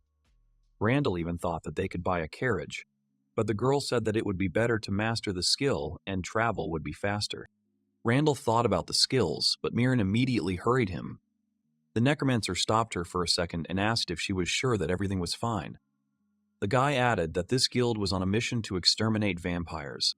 Mirren immediately asked if the guild was still doing this. Randall said that there had been no vampires or government orders lately, so the missions had stopped. The girl smiled, slightly adjusting her hair. She said that in that case everything was fine, and then asked Randall if they could defeat her. Randall smiled, feeling the girl's authority and confidence, after which he immediately replied that he doubted their strength, which was clearly not enough. The guild door swung open and everyone immediately recognized Randall, who was walking in the company of a cute girl. The adventurers also noticed that his wolf had grown a couple of times in size. The conversations at the tables continued. Many thought that it was because of his companion that the guy rejected the offer of Mail and Quella. There were also rumors that the group dumped Randall, and he then rejected them. Randall had indeed become very popular in the guild, retaining his S rank unlike his other former colleagues. Mirren smiled and said that the guy was truly a star. The guy turned around, smiled at his companion, and said that in his opinion, she now stood out much more in a good sense of these words. Mirren didn't understand him right away, so she asked what she had done wrong. The girl noted that she had been specifically studying people, in response to which Randall laughed and said that everything was fine. Nina, noticing the couple, immediately greeted the guys from behind her counter. The guild worker noticed the girl next to him and asked the name of this beauty. Mirren's spirits and confidence, to which she immediately straightened up and told Nina that the girl had good taste in people. After that, Mirren leaned over to Nina and gently touched her chin. The vampire lifted her up and looked at her neck, adding that Nina was so beautiful that she even made you want to eat her. Randall immediately intervened, blocking Mirren with his hand. The guy immediately apologized to Nina for her strange behavior. He introduced the girl, saying her name, and then said that she was his new friend. Nina laughed, saying it was nice to meet her. Randall thought it would be a shame if Mirren got caught, so he had to be careful. She read his mind and said he was right. Nina asked Mirren if she could take a registration test to determine her skill. Randall supported the girl, saying that it would be very cool. Nina took her tablet and said that they would test Mirren and Randall. The Necromancer was surprised when he heard his name. Nina added that she would like to reconsider his rank, if the guy does not mind. They came out to a small training field where there was a small table where the guild judge usually sat, and a small dummy in the middle. The guys were already ready for the tests. Nina apologized, running up to the boys. The girl said that Randall's partner was late, so they could check Mirren first. Mirren said she had no objections and was ready to begin. While learning what to do, Mirren listened carefully to Nina, who pointed out a target in the distance. Mirren confirmed, saying that she understood everything. Afterwards, Nina added that as soon as the girl was ready, her task would be to attack this very ball in any convenient way. Mirren smiled again and said that she understood everything. Nina went to prepare something when the vampire said that she intuitively felt that she should not destroy this strange target. Randall chuckled and said that for once, Mirren was surprisingly right. Mirren brushed off the joke, asking how long she could hold back. When Randall asked if the girl had any weapons, she pulled out a pair of daggers and said that these weapons were passed down in her family. Randall said that in that case, everything would be fine, and she would definitely cope. The guy also added that if the target did break, then the gun would have to be blamed. Mirren agreed, saying that the guy had a good idea. Nina called the vampire, saying that they had finished the preparations. The guild was ready for the girl to begin the test. Nina sat down at her desk and prepared the adventurer's forms. Mirren stood opposite, about 20 meters from the ball, and tightened her grip on the pair of family blades. Nina saw the girl's weapon and thought that the girl was not using any magic or ranged attack at all. However, the blades looked quite dangerous. Nina also thought that this was probably the princess of some country, to whom Randall had been assigned to take care of her. Mirren got ready and shouted that she was starting. Having covered the distance to the target in a matter of seconds, Mirren rushed past, striking with both blades at the target, which was shattered into pieces. The remains of the target began to fall to the ground, and Randall, seeing the result, tensed up and began to come up with various excuses in his head. Nina was also very surprised by this outcome. The crowd began to chant applause, calling out to each other. Many began to envy Randall, talking about where the guy found this beauty, who, in addition to everything else, was also terribly strong. Randall, wasting no time, immediately jumped up to Nina, hearing one of the versions that people shouted. The guy said that the target was most likely too old. Nina said that it seemed so and then thought that B ranks would suit both of them perfectly. Mirren, worried, asked if he was too high, to which Randall replied that it was fine. Suddenly, someone came up to the boys from behind and expressed their reaction with a long, "Wow!" The stranger added that even if the target was old, the girl simply tore it to pieces.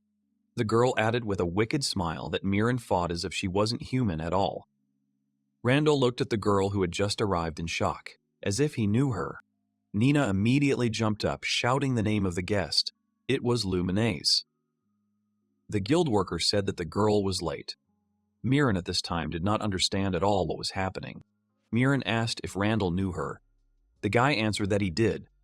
Because this girl has a skill that appears once in a century, the Holy Sword. The girl is also the youngest solo adventurer to not be S-ranked. By the way, Luminaise Revest, the sacred sword, was a diva legend of this world. Lumine smiled, slightly embarrassed. The girl threw the sword aside and said that she really was the legend that there were many rumors about. After that, the girl stuck her sword into the ground and stretched her muscles a little.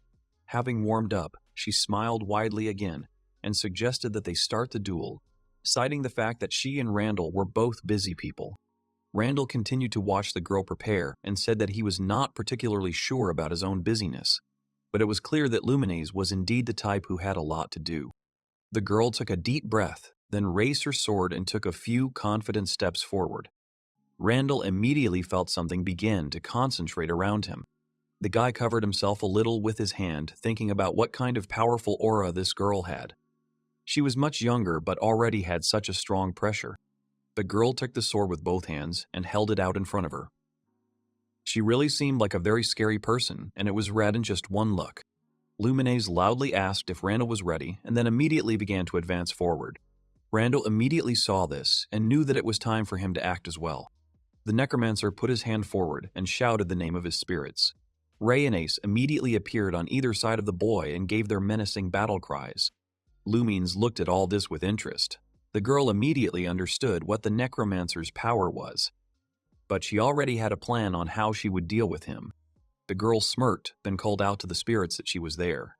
Suddenly, her next action was a jump, after which Randall and his spirits lost sight of the girl. A few seconds later, Luminaise appeared above the voices of the Necromancer and his pets, swiftly heading towards Fenrir with her sword. Minotaur Ace managed to notice this and immediately began to swing his new weapon, which he began to wield after the last evolution to a unique class. After attacking the one-horned wolf, the girl noticed the bull's weapon heading her way. Luminaise was an experienced warrior, so she was able to easily avoid the blow.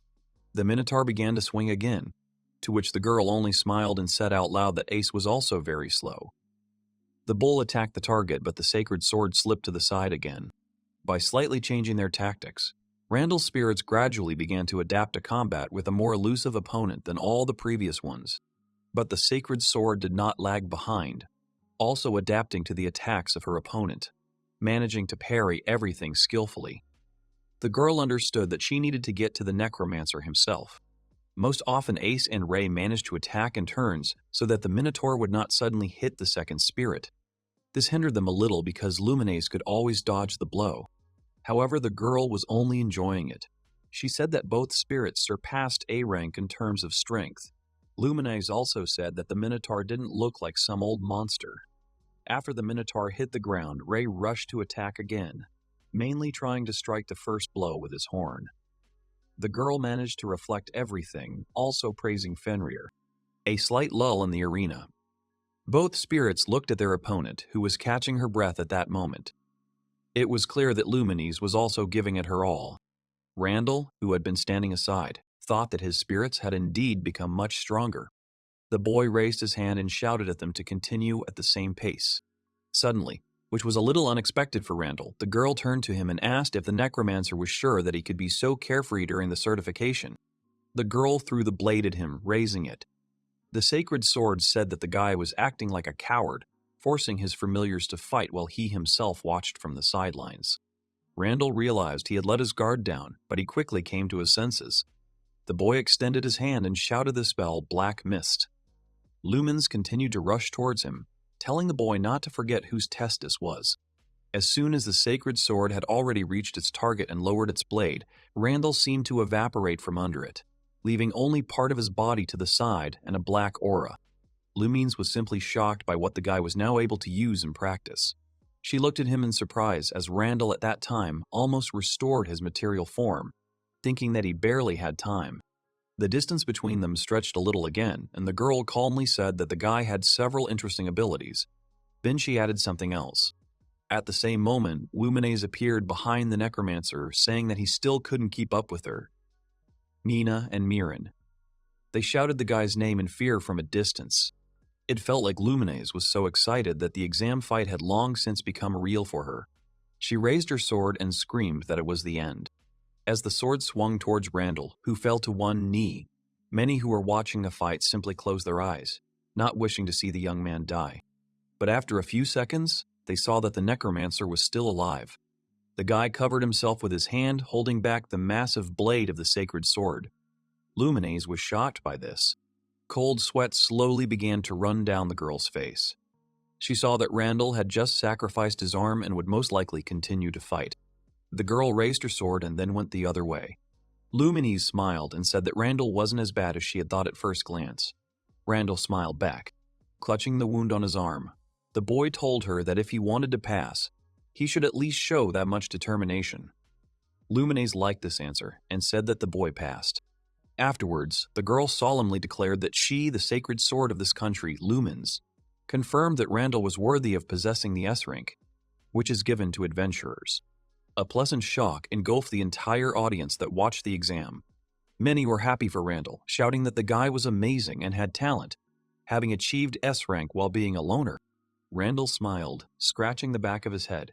He walked up to Lumines and thanked her, after which he said that the guy didn't think he had won. The girl chuckled, saying that it was true and he still needed 100 years of training to defeat her. But then she added that the sacred sword had a premonition that such a thing might happen soon. Randall was suddenly surprised as he absorbed new skills, super reaction, and super sensitive. The Necromancer immediately realized that he had acquired good abilities. Suddenly, somewhere behind Randall, someone started calling him. It was Nina, who was running to meet him. As soon as the guild worker approached, she immediately congratulated the guy, saying that he was incredible. The girl said that not only his familiars had become stronger, but Randall himself had also gained strength. The guy continued to be embarrassed, saying that he had not gained much. Randall also thought that in the end it was all because of the skill that Mirin gave him. But Nina, blushing a little, continued to stand her ground, saying that he really did become stronger. Lumines suddenly intervened in their conversation, asking if she had finished her work here. Nina smiled and thanked the girl, saying that that was indeed all for today. Lumines extended her hand to the boy and smiled, saying that it had been a great battle. The girl said that she would be happy to do it again sometime. Randall was pleased that such a strong adventurer could acknowledge him. The guy extended his hand in return and said that he didn't mind if they met again sometime. This was the beginning of a new friendship between two adventurers of the highest rank. They would have been a good group if not for their personal views on the world. Randall cheerfully said that for him, this fight was a great opportunity to gain useful experience. Lumines said that it was the same. The girl also urged the Necromancer not to forget the sensations he experienced. Afterwards, the girl literally jumped out of their handshake, climbing onto the fence of the examination field. The girl said that she would go have fun with the dragons and would also pray for the boy's success. Randall looked into Lumina's eyes with a warm and sincere smile and said that it was completely mutual. After that, the girl made a quick dash and went on her way. Mirin immediately ran to Randall, for whom she was so worried. The girl said that the young man's hand was in terrible condition and something had to be done urgently. Even though Randall said he was fine because the wound was shallow, Mirren ordered him not to move. She held out her hand and shouted, "Night Lord." The girl continued to direct her hands, healing Randall. The guy was shocked that the girl publicly used her skills, after which she grew vampire wings. Mirren looked behind her and saw that she had wings. Nina nervously shouted for them to quickly follow her. The girl grabbed both of them by the collar and dragged them into the guild. Once they had found a safe place, Nina began yelling at Randall, accusing him of not telling Nina anything about Mirren. Randall began to apologize, after which he said that Mirren was indeed a vampire who had a rather interesting past. For this reason, the girl was a little afraid of people. Mirren knew she had made a mistake and was ashamed of it. Randall continued to reassure Nina, saying that he just didn't want to make a big deal out of a molehill. Nina began to try to somehow smoothly explain the whole situation, expressing her understanding. But Mirren, who was standing opposite, abruptly declared that she would leave his place. Randall spread his hands, turning to Mirren. The guy did not understand what the girl was talking about now. But the vampire told the Necromancer not to worry about her, because she did not plan to drag him into trouble. Nina rushed towards the girl in fear, asking her the reason why she was going to leave now. Mirren said in frustration that this question was stupid because she understood that her presence here was harming everyone. Nina stopped her and said that it was not a problem for her and the guild. Mirren just turned around in surprise, not understanding what the guild worker was getting at. Nina immediately switched to Randall, pointing a finger at the guy. She said that the problem here was completely different and much more serious. Randall lied to the guild. The girl continued to scream, saying that Randall should understand such moments very well, because he made a false report. The Necromancer tried to apologize somehow, saying that he was very sorry. Nina, still angry and dissatisfied, went to the door and said that since Randall understood everything, she was forced to report everything to the guildmaster. The girl asked everyone to remain in their places. Afterwards, they all went together to see the guildmaster. Nina opened the door slightly as she entered and immediately apologized to the master for disturbing him. Nina addressed the man in the chair, calling him Mr. Gillen. She said that she had brought Randall. The young man was surprised to hear that name again under such circumstances. Guildmaster Giller rose from his chair and turned to the boys. The man said with a smile that they hadn't seen Randall for a long time. The boy explained to Mirren that he hadn't expected Gillen to return. Gillen came closer and looked closely at Mirren, noticing that this was the girl who was mentioned in the exam. He bowed slightly and said that he was glad to meet her, then introduced himself by name again. The man guessed that Mirren was a high-ranking demon. Mirren chuckled, saying that the man had a diamond eye. She then added that he was right because she was a vampire lord. Gillen looked at Randall and told him that it looked like the boy had brought a big shot here. Then he asked if Randall was related to her or something. Randall began to very hesitantly try to find the right words when Mirren immediately intervened, saying that none of this mattered, because the most important thing was that Randall was her friend. Gillen smiled at that answer, telling Randall that it did indeed look like the boy had made a good friend, which Randall immediately agreed with. Afterwards, Gillen said that there was one more thing he had to say. Randall didn't like the way the man suddenly became so serious, after which the guildmaster knelt down in front of the young man. Gillen said in a sad voice that he was very sorry. The man added that if he had been much more competent, everything could have turned out completely differently. Randall rushed towards Gillen, extending his hand to help him up. The man began to apologize, to which the Necromancer immediately said that there was no need for that. Randall worriedly asked the man if everything would be okay in the future and if there would be any problems after the incident that happened on their exam field. Gillen started to stand up, holding his knees, and immediately replied that Randall need not worry about it. The man also added that thanks to Lord Cecilium, it was not a big problem. The man said he must have been very lucky when he refused to issue the hero's certificate to Fado earlier. Randall asked who the Lord was, to which Gillen replied that he was a border guard who ruled the region. Eason asked the boys to sit down, then said that there was more information about Fado and the others. The man said that he was sorry, but he could not forbid them from further activity because they were S-rank. The conversation between Gillen and Randall continued. When they sat down, Mirren immediately saw the confectionery, which could not leave the girl indifferent. Randall began to learn what would happen to his former team. Gillen said that they would be under house arrest, But even with all this, he could not ignore Loig, who definitely needed to be punished. Randall slowly began to drawing out what Gillen meant by the word punishment. The master said that he would take away his license, and, apparently, the knight would not be able to return to his order. Gillen apologized again, saying that the punishment he had chosen was quite light.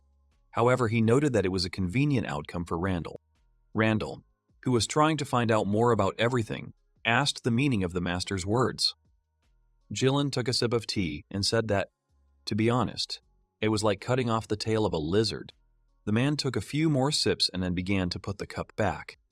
He also added that Lord Cecilium and he had come to the conclusion that they did not want to devote much attention to this matter.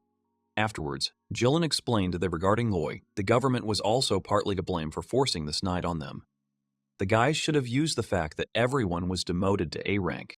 Finally, Gillen added that now that there were 3 of them in their group, they would hardly be able to take any quests.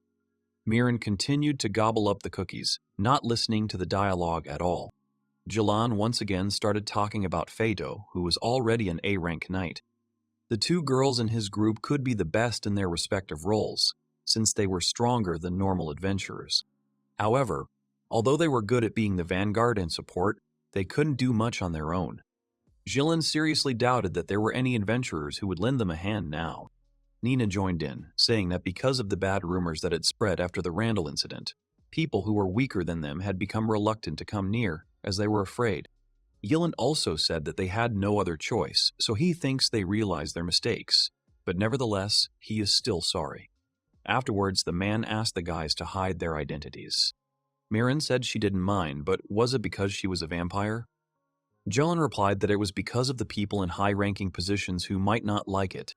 Gillen looked at the adventurers and said that he really wouldn't want them to have any new problems, which, it would seem, the guys already had enough of. Gillen smiled broadly and said that if the girl was comfortable saying she was human, then there was no need to make a mountain out of a molehill. Besides, he noted that he liked the girl. Randall, as soon as the guildmaster said these words, immediately turned to Mirren and said that he meant it. The guy added that vampires are no longer hostile creatures in the eyes of humans. Randall smiled warmly and said that now the girl could see for herself that not all people were bad, as she had previously believed. Mirren smiled back and said that he was right. Gillen scratched his head and apologized to the boys for interrupting them. The guildmaster lit a cigarette and said that it was time to discuss the main reason why the boys were here now. Gillen said that Randall had some task that the boy had to complete upon his return, namely, exploring the dragon graveyard. Randall, of course, did not understand at first what location exactly was being discussed.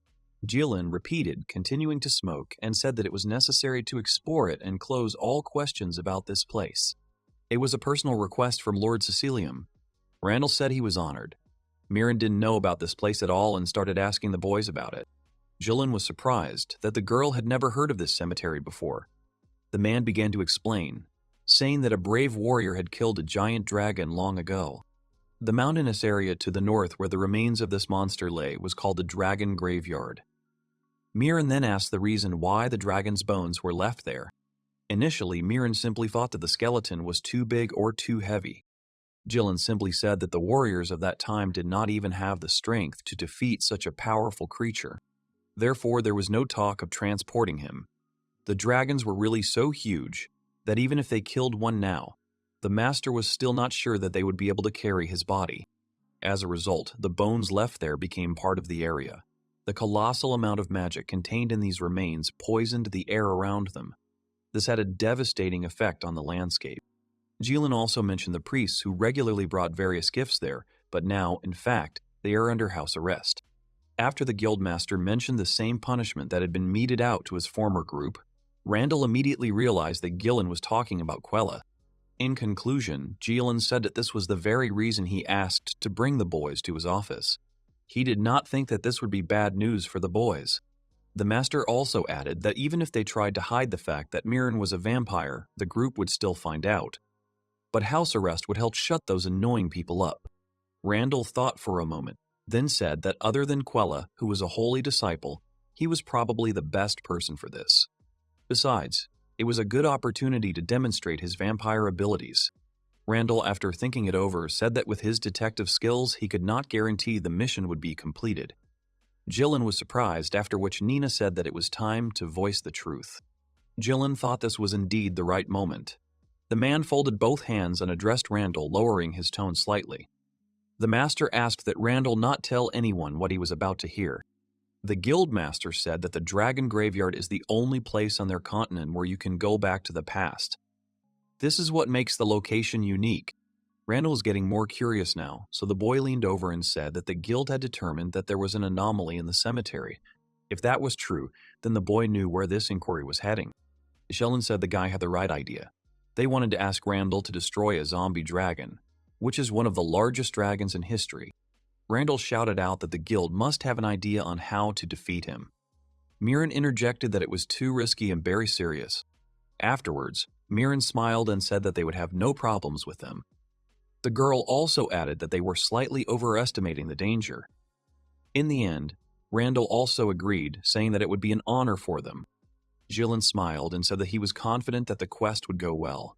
The master added that the guild should work as usual, so they would send a detachment of swordsmen with them. Nina also shouted out, being delighted with the guy, that everything will definitely be fine with Mr. Randall. She argued that the guy has a unique profession. Randall was surprised when he heard about the uniqueness. Nina explained that she had done a little research on necromancers, and it turned out that there were currently 0 adventurers in the guild who were registered as necromancers. Randall asked if his ability was really that rare. Nina exclaimed that it was. Those with unique professions always had exceptional abilities. Mina almost immediately gave the example of the ability Demon King as well as Hero. This also includes sages and saints, and also Lumines, who was here earlier. Randall continued to doubt that he could stand in line with such individuals. Mirren, however, took the guy by the hand and said that if it came to a fight, then together they would definitely cope. Gillen also confirmed everything, calming the guy down. The man said that Randall now has strong allies. Afterwards, he smiled and said that he really counts on Randall and Mirren. Randall was really worried, but there was absolutely nothing he could do about it. Everyone believed in the guy. I think he is a new, unique star who will leave his mark. He knew he couldn't betray that trust. At least the boy could try not to be ashamed of it. Randall said he was in and would do his best. It was all decided. Randall and Mirren were about to set out. When everyone left the guild, Nina and Jillian saw the boys off, wishing them that adventurers would be more careful in the cemetery.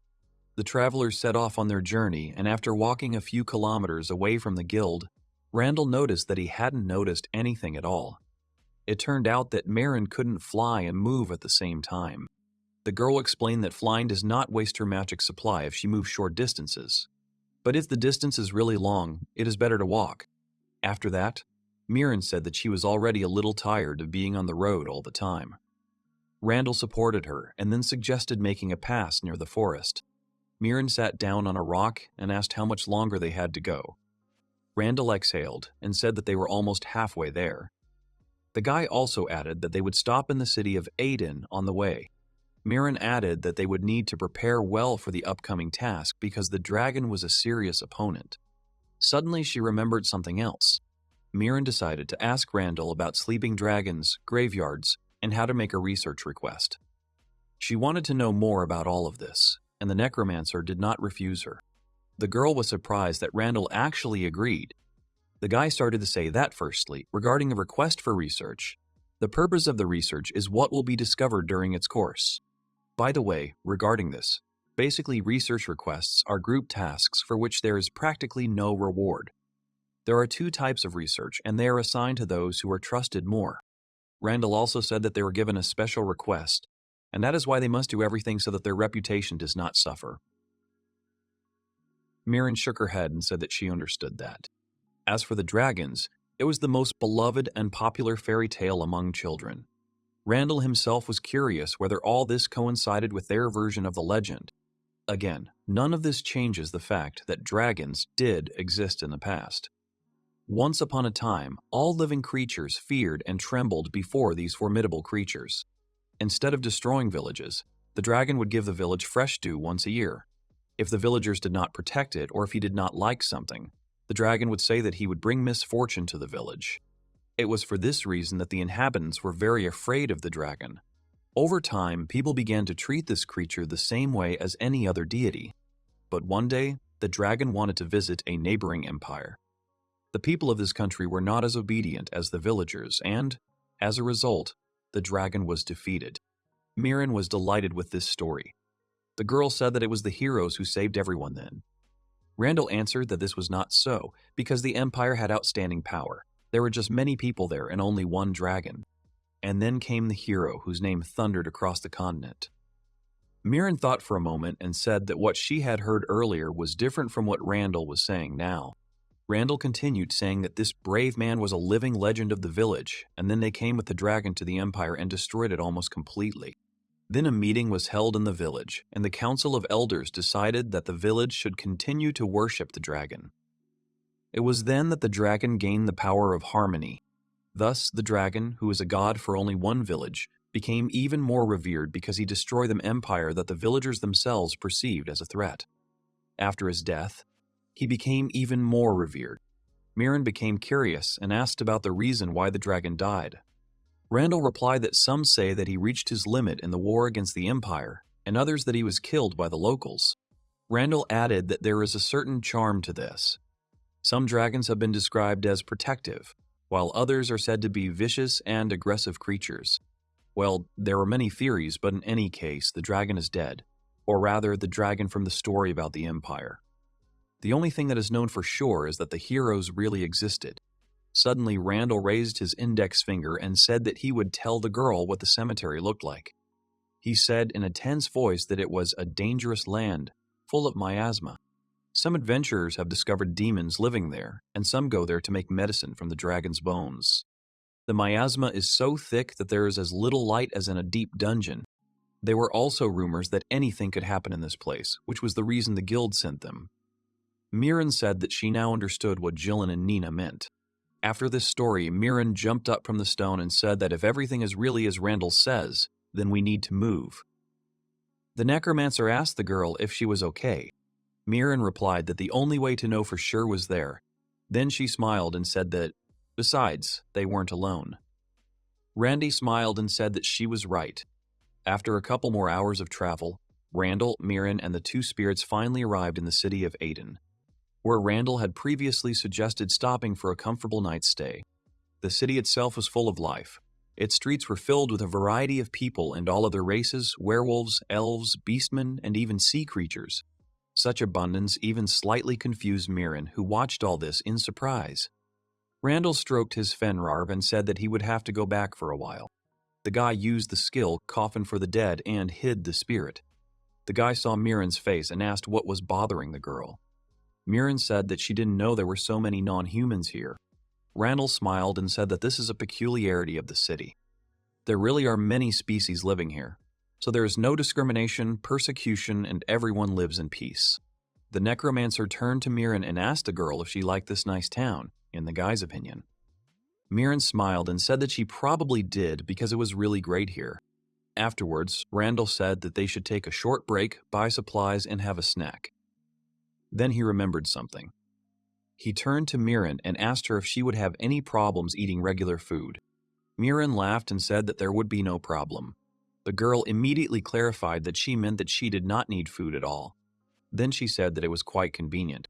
The girl said that instead she feeds on cosmic energy. In this regard, vampires were similar to demons, and the most effective way to replenish strength is to drink human blood. Randall smiled awkwardly and said that it seemed that blood was better. Mirin laughed again, telling him not to worry. She had said that it wasn't the only way. Mirin added that she can get magic elements from human food as well. She doesn't have to waste time eating, and she can also spend that time searching for the magic element. Randall thought that the girl didn't need to eat then. Mirin snapped at him, saying that she hadn't said that at all, because the girl thought human food was fine. The girl said that she especially liked the cookies. They were simply magical because Mirin needed only one thing to gain power. Randall laughed, saying that he was glad about this. The boys moved on. A few hours earlier, Randall's former team was sitting in their room and continuing to quarrel, starting, as always, with Lloyd's initiative. The knight was rushing around the room their group had rented. Feido asked the guy what had happened and where he was going in such a hurry. Loig said that he knew where Randall was heading now. Loig solemnly declared that it was a dragon graveyard. Fado looked at him dully, asking again. The knight said that it was indeed so, and Randall was already halfway there. Quilla immediately shouted that they couldn't go after him since they were under house arrest. The girl was afraid of the consequences that could await the group if the guild found out about their departure. Mail joined the conversation and firmly said that if they showed such activity, they would have a chance to clear their names and reputations in the eyes of the people. Loig raised a finger and said that everyone was talking about exploring the dragon graveyard, but that wasn't the only thing people did there. Jilin remained silent, but it was an act to make the information seem credible. Fado just smiled and said that this had become an annual occurrence. All this talk about zombie dragons is a great topic for anyone looking for a thrill. Mail started to say that it was unlikely that Loig had come running here just to tell about some rumors. The knight smiled and said that this time everything was different there. Loig began to lead up to everything he wanted to say. The knight said that if the dragon really did suddenly rise again, then the guild would have to turn to their saint Quella for help anyway. Quella responded hesitantly. Loig pointed at her and said that only she could defeat this monster. Quella immediately lowered her head and began to think about Randall's companion. Loig came closer and threw his arm over Quella's shoulder. The guy began to provoke the saint, saying that she was afraid it was just a zombie dragon. Loig also added that if they ignored this news, the country would be in trouble. It would be a great honor for him if they could prevent this together. When Mael did not support Lude's courage, saying that all this would end badly, the knight switched to the leader of the group, Fado, and asked what he thought about all this. Fado, who was immediately lost in thought, immediately fell into his old and recent memories. The guy was still bothered by the fact that Randall was constantly surpassing him. Fado dangled his arms and sat on the edge of the bed, saying that it was unlikely that the dragon would actually be reborn. But if it did happen, they would really need Quella's help. Loig continued to press Quella. The girl clenched her hands and thought that if she did everything in her power, they would all be saved. No one would have any problems after that. Quella gathered her thoughts and confidently shouted that she would do it if necessary. Loig raised his hand and said that now they would force the guild to accept them back. While the group was rejoicing and preparing to leave for the dragon graveyard, Jaylan sat in his office, giving his men a new assignment. The man quietly said, looking at the portrait, that he was getting what he deserved. It was a poster with a portrait of Loig, announcing that the boy had been stripped of his heavy knight's license. It was also a report to Lord Cecilium. Randall and Mirren were walking through the city. The girl said in admiration that there were so many people here. He asked her worriedly if she was okay. The guy was very worried about her. He couldn't understand how she felt in a crowd of people. Mirren smiled widely and answered that as long as no one showed aggression towards her, everything was fine. She came closer to him and grabbed the guy's hand. The girl looked into his eyes and happily said that if he was so worried, then holding his hand, they would look natural and everything would be fine. All the boys looked at Randall with a glare. Mirren grabbed his hand tightly and ran with the boy down the street. Randall looked at the happy Mirren and awkwardly told her not to hurry. Their food wasn't going to run away. The girl pointed ahead and happily shouted for him to look.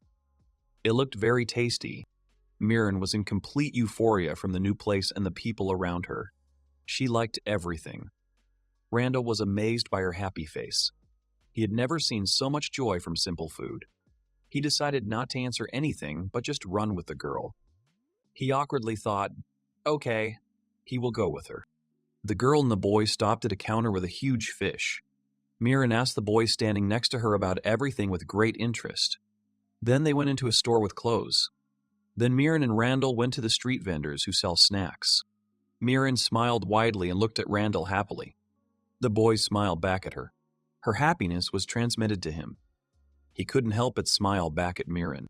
Mirren and Randall rode on Ray to the dragon graveyard. The wolf carefully carried his master and his girlfriend. Randall got off the wolf and looked around in surprise. The girl was in no hurry to get off. Mirren said that here they were. This is the mountain where the dragon graveyard is. The guy said that he was very grateful to Ray for the ride. Randall closed his eyes and awkwardly said that it was good that he had come here on Ray. He would have to practice his wings so as not to burden Ray too much. Mirren decided to support her friend and said that from what she had seen earlier, he had already mastered them and would soon be able to master them.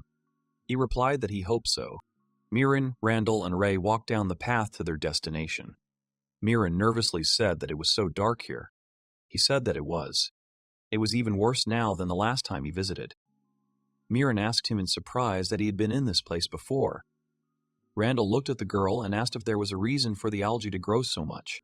Mirren told him confidently that it was the remains of a magical creature. Such things usually became undead if left to rot. The girl asked him his own question. She asked if there was a reason for the algae to grow so much. Randall awkwardly replied that there was. He should have been given a proper burial. Randall looked at Mirren and asked loudly what she meant by holding back her power, too.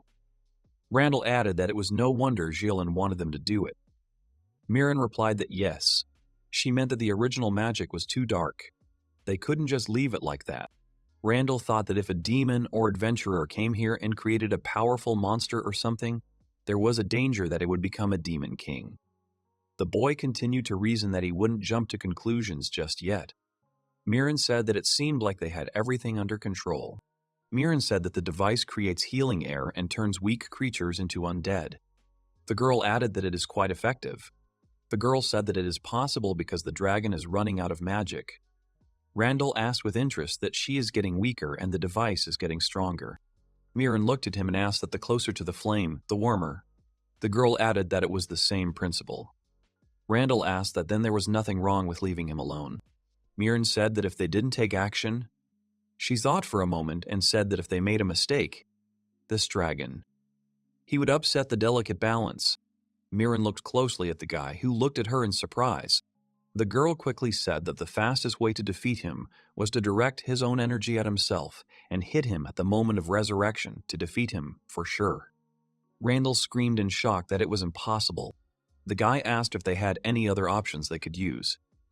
Mirren exhaled and said she didn't know. The girl asked the guy if he could resurrect the dragon at all. Randall said he wasn't sure, but he could try with this grimoire. The girl said she understood everything. Mirren asked him if he was interested in this option. The guy blushed and shouted loudly that he was not. The girl said that they would have to weaken him anyway. Mirren continued saying that by turning off the device with the healing air, she would emit it. This was necessary to check the dragon's condition and protect herself from dragon addictions. Randall said that it was time for them to start sorting everything out. Mirren said that he was as enthusiastic as yesterday. No problem. He would soon get used to it and would be able to control his self-confidence. The guy asked in surprise if it was true. Mirren answered that it was. The girl raised her hand and opened a passage in front of them, which was surrounded by darkness. They only need to go through it. Randall said that was great. The girl smiled and said that they would get it done in no time. They entered the tunnel the girl had created. The boy told her that he hoped she was right. They passed it and found themselves in a huge field with a huge skeleton lying on it. Randall said that here they were. They came closer to the skeleton. Mirren said that although the amount of restorative air was reasonable, there was a lot of it now. Randall asked the girl how long they were counting on. The girl touched the skull and said that if they did not take care of it in a few decades, maybe 100 years, the magic would run out, and they would return to normal life. Mirren added that maybe they should just impose a ban in that area or something. Randall responded that he completely agreed with her. Mirren said that now they needed to make sure there were no other creatures nearby. Randall smiled and said that he would take care of that. Necromancy would solve that problem. Mirren said that she thought he was right. The girl screamed loudly that she was counting on him. The guy confidently answered her that yes, he would take care of it. Randall's former team watched them from the bushes. Loig asked what it meant, then Rand. Quella asked what it was, Fenrir. The boy replied that it must be a long-haired wolf. Quella said that its size was most likely a result of evolution, although some legendary tamers were known to enhance their pets to make them stronger. Loig asked angrily, "What nonsense, how can Randall be a legendary tamer? The visibility is still bad." He asked Quella that she is a saint, can she do something about it? Fado said sullenly that they had to deal with the dragon anyway. They would check on him. Loig said that he would have to do everything again. Quella said that everything was completely different from before. Loig ran ahead and shouted for them to follow him, no need to hesitate. Quella shouted for him to wait. Fado let out a tired breath and followed them. Loig placed his hand on the device and said they would get down to business. Quella asked him in shock what he was doing. Fado shouted that they were here to explore, and if the dragon came, they had to defeat it before anyone else. It looked like it wouldn't be back for decades. There was nothing they could do about it. Loig asked if he had any idea what they were going through. Loig said that of course they were here now because of Rand, and because of him their S-Ring group was in danger of being disbanded. Male said that without Frigo, Loig can't become an adventurer. The boy angrily shouted at her to shut up. Without a vanguard, they wouldn't achieve much anyway. Fado said he knew what was going on. The boy asked what they could do. Loig laughed and said angrily that he knew. If it weren't for him, Fado would still be a rank. Male said that if there was an interesting way to get to A-level, Loig was definitely the best. The guy said that all she did was say irrelevant things. Loig said angrily that they should just wake him up and chop him into pieces. Fado said that it seemed they had no choice. Male groaned sadly but said nothing. Quella looked at her friends in shock. She screamed loudly for them to stop. They couldn't do this. They couldn't let the dragon wake up. Loig smiled evilly and told the girl that he didn't think she wanted to be remembered as the most incompetent saint in history who had so cruelly betrayed her people. If it came to that, of course. He added that he was sure that the sisters who raised her would be very upset by her actions. Loig put his hand on her shoulder and said that it was inevitable they would defeat the dragon and become heroes. The boy asked if it wouldn't be better to secure the status of a miracle-working saint in practice. Quella thought about her sisters and the little children she cared for. The girl said irritably that it was fine. She understood everything. She would do it. Loig patted her on the back and said that it was good.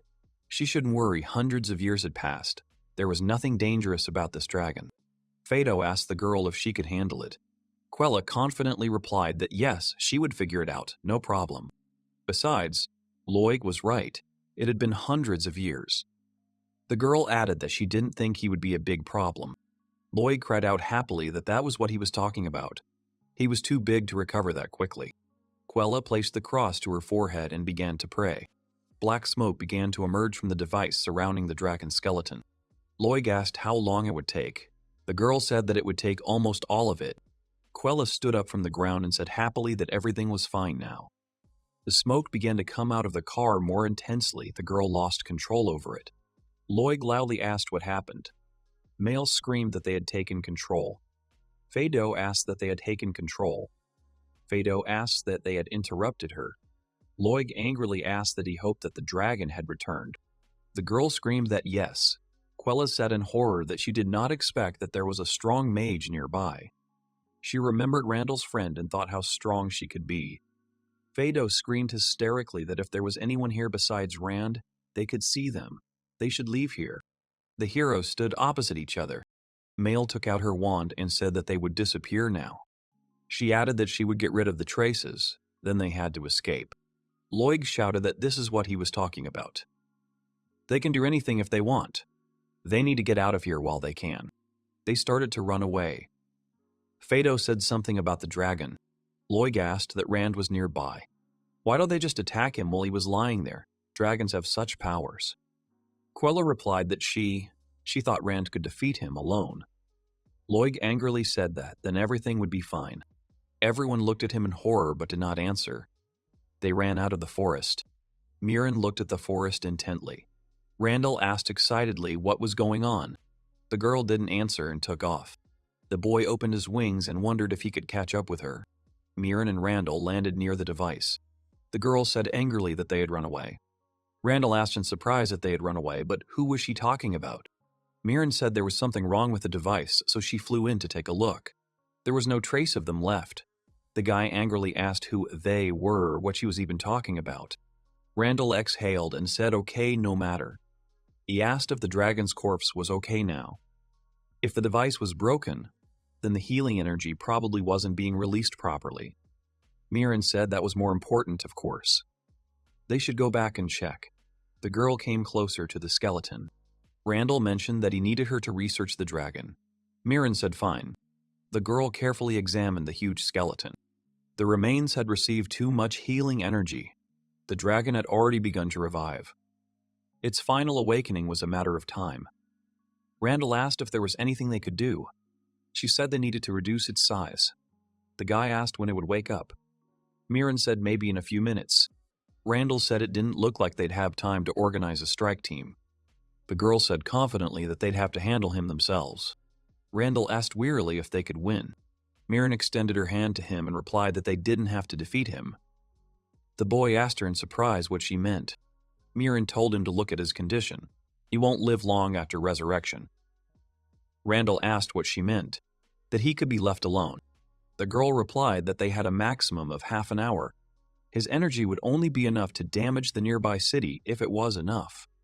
Randall shouted loudly that they couldn't allow that. Mirren said of course. If his body was destroyed, he would only be able to exist in a state of spirit. That's when his turn would come. The guy asked her in surprise what she meant. The girl smiled broadly and said necromancy. She asked if this wasn't a good time. They heard a loud roar. Randall said it started. The birds began to leave the forest. Mirren said loudly that they had 30 minutes. Their job was to distract him during that time. The guy replied that he understood. The dragon appeared in front of them. The girl screamed loudly that they were starting. The monster let out a terrible roar. The dragon roared loudly, causing the ground to shake. Randall said in shock that this was a zombie dragon. Mirren looked at the monster in horror. The dragon landed on the ground and walked towards them. The monster was covered in wounds from which bones were sticking out. The dragon raised his paw high, on which were sharp claws. Mirren screamed loudly for Rand to dodge. The dragon extended its claw towards the boy. The girl screamed his name. She wanted him to get away from the attack.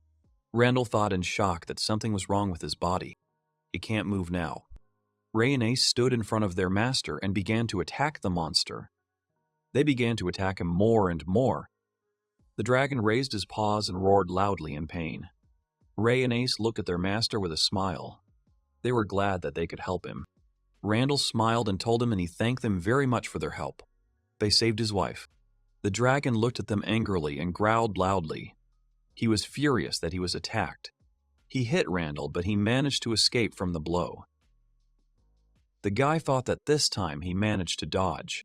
Randall shouted at the girl that his body was not obeying him. He angrily asked what was just happening. Mirren told him that the dragon had intimidation. He should watch him closely during the attack. He could make it so that he could not move. Randall answered that it was fine. The girl flew up and headed towards the dragon. She angrily shouted the monster that he not only possessed strong magic, let him receive it from her. Mirren created a huge black ball and threw it at the dragon, screaming for it to eat it. The monster roared loudly in pain. It was wounded by Mirren's powerful blow. Randall wondered in shock that it had worked. Mirren screamed at him to stay calm. The dragon was up and ready to strike again. He waved his tail, but they managed to dodge. Miraz said irritably that they seemed to anger him. They should use up his magic supply. Randall asked in surprise that she meant to perform a magical attack. Mirren hit the dragon again. She said that she couldn't say if it would work. Randall asked that she was sure of it. Mirren hit the dragon again. The monster screamed loudly. The girl shouted at her friend to be quiet already. The boy thought uncomfortably that he seemed to be just getting in the way. The dragon opened his mouth wide to swallow Mirren. She screamed with a smile for him to try it. She threw a magic ball into his mouth. The dragon staggered a little and growled softly. He turned and began to walk away from Mirren. Randall asked in shock that he was running away.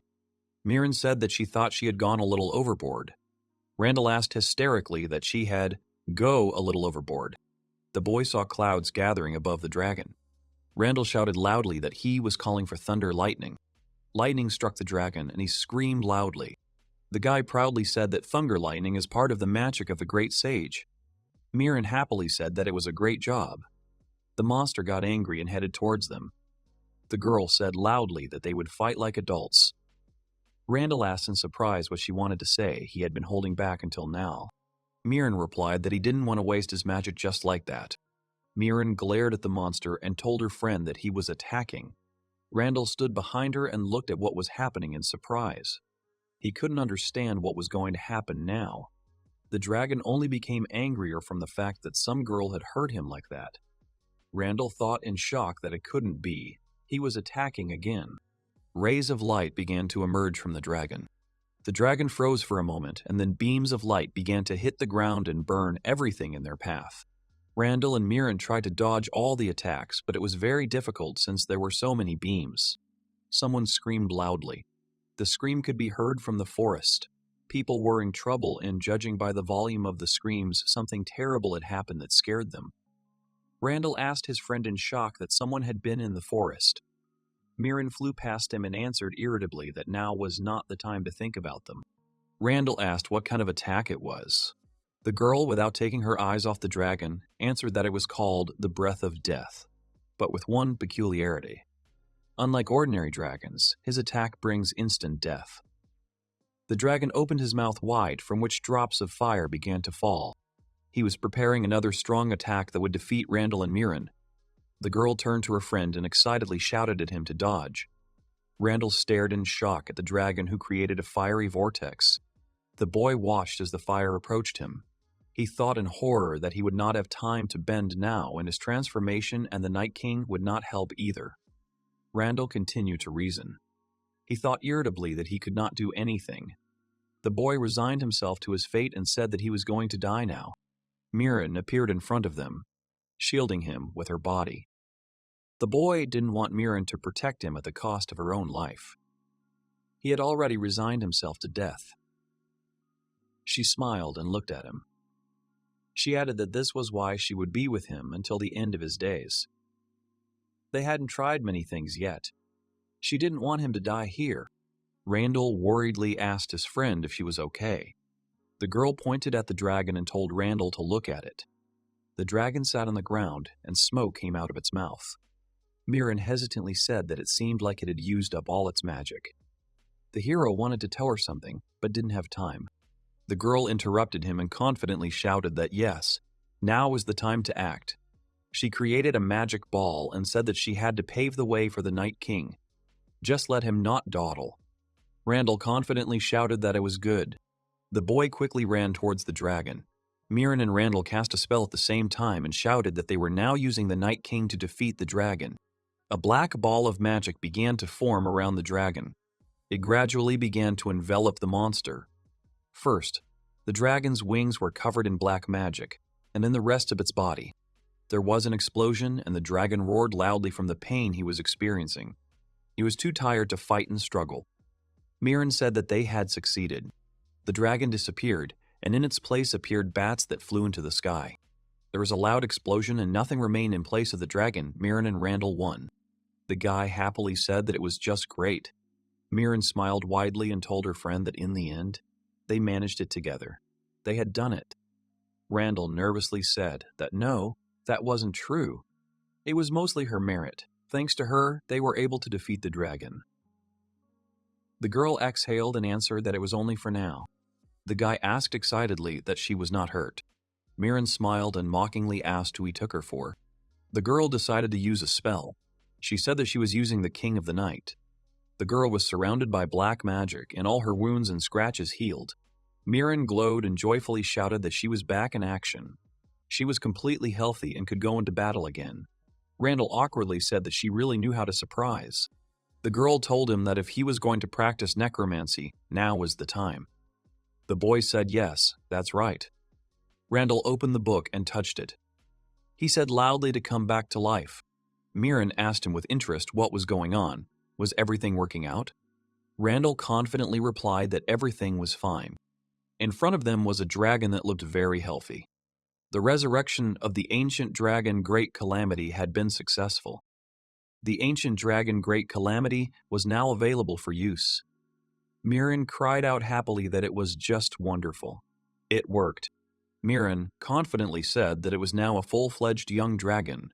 Randall asked in shock what a dragon it was. The guy said that the dragon would be bigger than the wyverns they usually ride. Randall asked curiously that Great Disaster wasn't his name, was it? The girl replied that he was right. That was what he was called before. I think he would want him to give him a new name. The dragon growled in agreement. Randall replied that was fine then. He walked closer to the dragon and asked what about Earl. The dragon's eyes widened in surprise.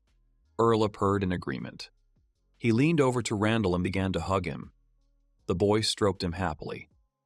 Mirin smiled and said that he seemed to like the name. Earl Great Calamity has received new. The unique skill he received is Champion of the Night King. Additional skills are Dragon's Blessing, Dragon Fight. He also received the skills of Dragon's Breath. Additional skills are Dragon's Blessing, Dragon Fight, Dragon's Breath. The girl asked the guy with interest if he had acquired any skills. Randall looked in the book and answered that yes, 1 unique skill and 3 additional ones. The guy added that he had another unique skill. He was starting to look like a monster. Mirin angrily screamed that it was rude. She asked that there was plenty of room. Why don't they practice a little? Randall said that was a good idea. The boy shouted loudly for Earl to get ready to use the dragon's breath. The monster purred happily. Mirin looked at the boy with a smile and thought that he was getting stronger. Randall happily shouted to Earl that everything was fine, let him continue. The boy skillfully led his friend, who listened to him without question. Mirin continued to reason that she was getting stronger with him. Randall was full of surprises. The sun was already starting to set. Randall sat down tiredly on the ground and said that they were taking a break. Mirin looked at him with interest. The girl was floating in the air at that time. She asked her friend with interest how many unique skills he already had. Randall replied that he had 4 skills, I think. Mirin asked in shock that he had 4 skills. She said irritably that usually if a person has even 1, they are already considered to be among the strongest beings. Randall scratched his head awkwardly and asked if that was true. Mirin angrily asked that he didn't understand anything at all. The girl said that unique skills were valuable if he knew how to use them. She went on to say that they weren't used for any specific purpose. They were like personal symbols. Randall asked what that meant. Mirin replied that the Dark Lord he received this time was equivalent to her Night King, a skill that affected everything that happened after sunset. The girl screamed angrily, which was difficult to explain. Randall thought awkwardly that he had not understood anything. The guy asked if she could paint him a picture later of what she was capable of now. Mirin happily replied that it was a good question. His dark magic had increased significantly, and he could now take control of the enemy's magic. That was how she turned the influx of air into an ebb. The boy asked her again in shock. Randall loudly asked what she had just said, that he could interfere with other people's magic. Miri replied that she had said that. Randall thought in shock that he found it hard to believe. The girl agreed that he must be skilled enough, otherwise he could hurt himself. The guy continued to reason that for some time she would not be able to take control of opponents more advanced in magic. For now, this skill can be considered simply a magical enhancement. Mirin asked what skills he had acquired before. The guy took out a book and said that he would look at it now. He started counting all the skills he had. The girl awkwardly asked how many there were. Randall said, first of all, recovery from food, improved nutrition, recovery from blood. The girl looked at Randall and said that she also had a blood restoration, not sure if it would be of any use to him. The guy said that this is how it works. Mirin asked him if he still didn't want to start drinking blood. The guy awkwardly replied that he didn't. Randall asked if he could use food recovery and enhanced nutrition. The girl said that if they were enhanced, he would heal and become stronger just by eating something. The guy imagined himself becoming very fat and eating constantly. Randall awkwardly said that it wasn't the best picture. Mirin asked her friend with interest what additional skills he had. Super strength, super reaction, super sense, white flame, lightning, black wings, huge dark magic boost, blood regeneration, dragon's blessing, dragon fight, dragon breath. Mirin asked in shock that he had more than her.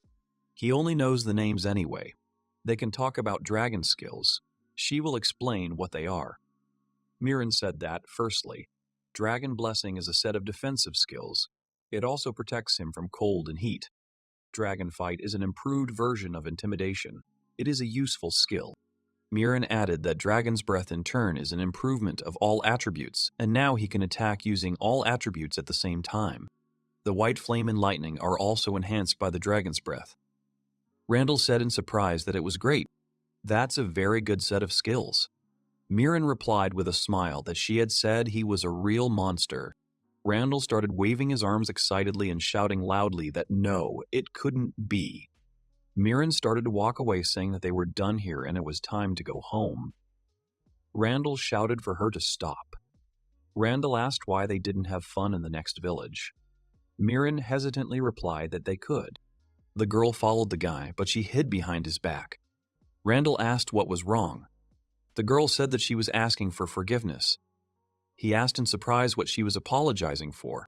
Mirren asked, upset, that she had gone too far in the fight with the dragon. The girl said that if people saw her, they would think that... Randall remembered how she fought. He understood everything. Mirren said in horror that she was very scared. Randall thought that of course she was scared. If he were in her place, even he would be terrified. The boy put his hands on Mirren's shoulders and said confidently that if she didn't mind, he'd like to know what people had done to her. Randall asked what she would tell him. Mirren looked at him in surprise. She lowered her eyes and replied that it was fine. She will tell him everything. Mirren revealed that she was the only child of a royal vampire family. But soon after her birth, a vampire hunt broke out. Randall looked at her in surprise. The guy told her to stop. She said that no one around her died during her walk. The girl awkwardly replied that she was too young to remember all the events. Mirren added that she was telling it now. She read it in a book. Randall said that it was clear, but it meant. The guy was horrified and thought that her parents had already died. The girl interrupted his thoughts and said with a smile that her parents, by the way, were alive. Most likely, after the shock of that day, they fled and probably abandoned her. Mirren went on to say that in any case, there was no record of anyone being captured or killed by vampire hunters. Randall said that if they were alive, they were probably worried about her. Mirren smiled sadly. She said that she doesn't know where they are now or what they are doing. I think there is a good reason why they can't meet or contact her. Randall asked that she didn't even know where they were. The girl answered with a smile that, unfortunately, she was sure that they were somewhere far away. The guy asked if she was offended or anything like that. Mirren replied that they had no concept of lifespan, and the bond between parents and children was not as strong as in humans. She was neglected as a child, so it's no wonder that her relationship with her parents isn't the warmest. The girl sadly added that they tried to kill her as an infant. Someone sealed her room so she survived. Randall asked who it could be. Mirren said she didn't know, but she was definitely needed alive. She was in a room with food, clothes, and everything you could want, and instead of toys, there were full bookshelves. At least she was safe there. The guy thought that it must have been strong magic. He went on to reason that if he were a human, he would be a sage. If a demon had locked her up, he would be one of the 4 heavenly kings. Randall asked what was in those books. Mirren replied that they were mostly history books. All the tragedies that had happened to their country, the entire history of this world. In all of them, people were described as the biggest threat. The girl added that this is why she is afraid of people. Randall looked at her and thought that not only had they taken away her parents, but they had also destroyed her homeland. He went on to say that everything Mirren knew outside of her own experience, she had read in books. It's natural for her to be afraid of people. Randall told the girl that it was understandable. The guy asked if he was the first one she believed in.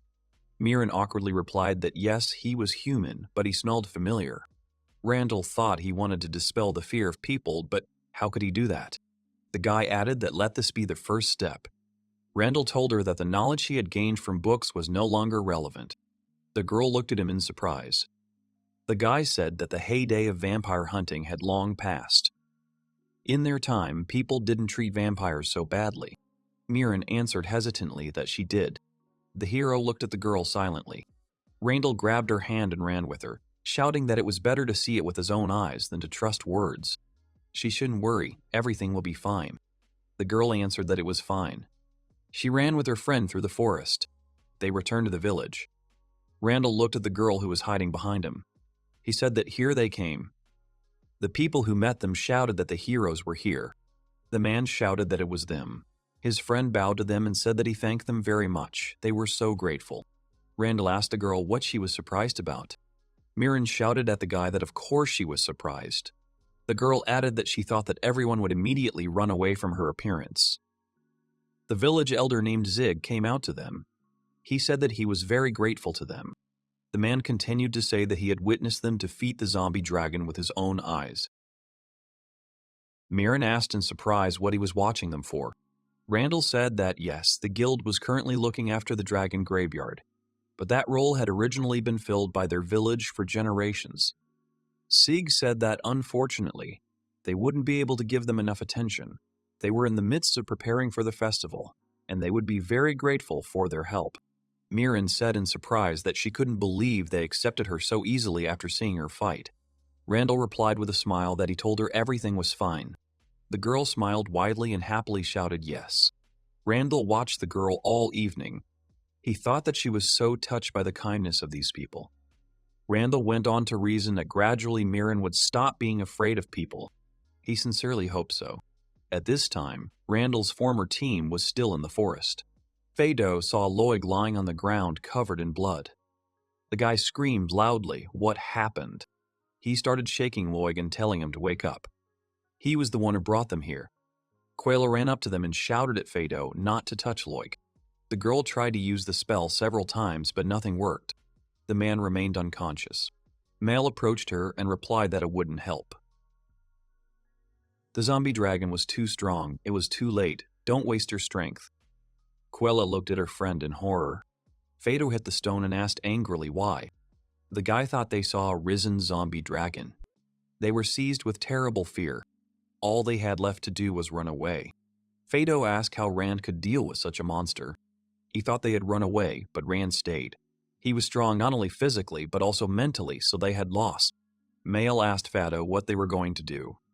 The boy screamed hysterically. What could they do?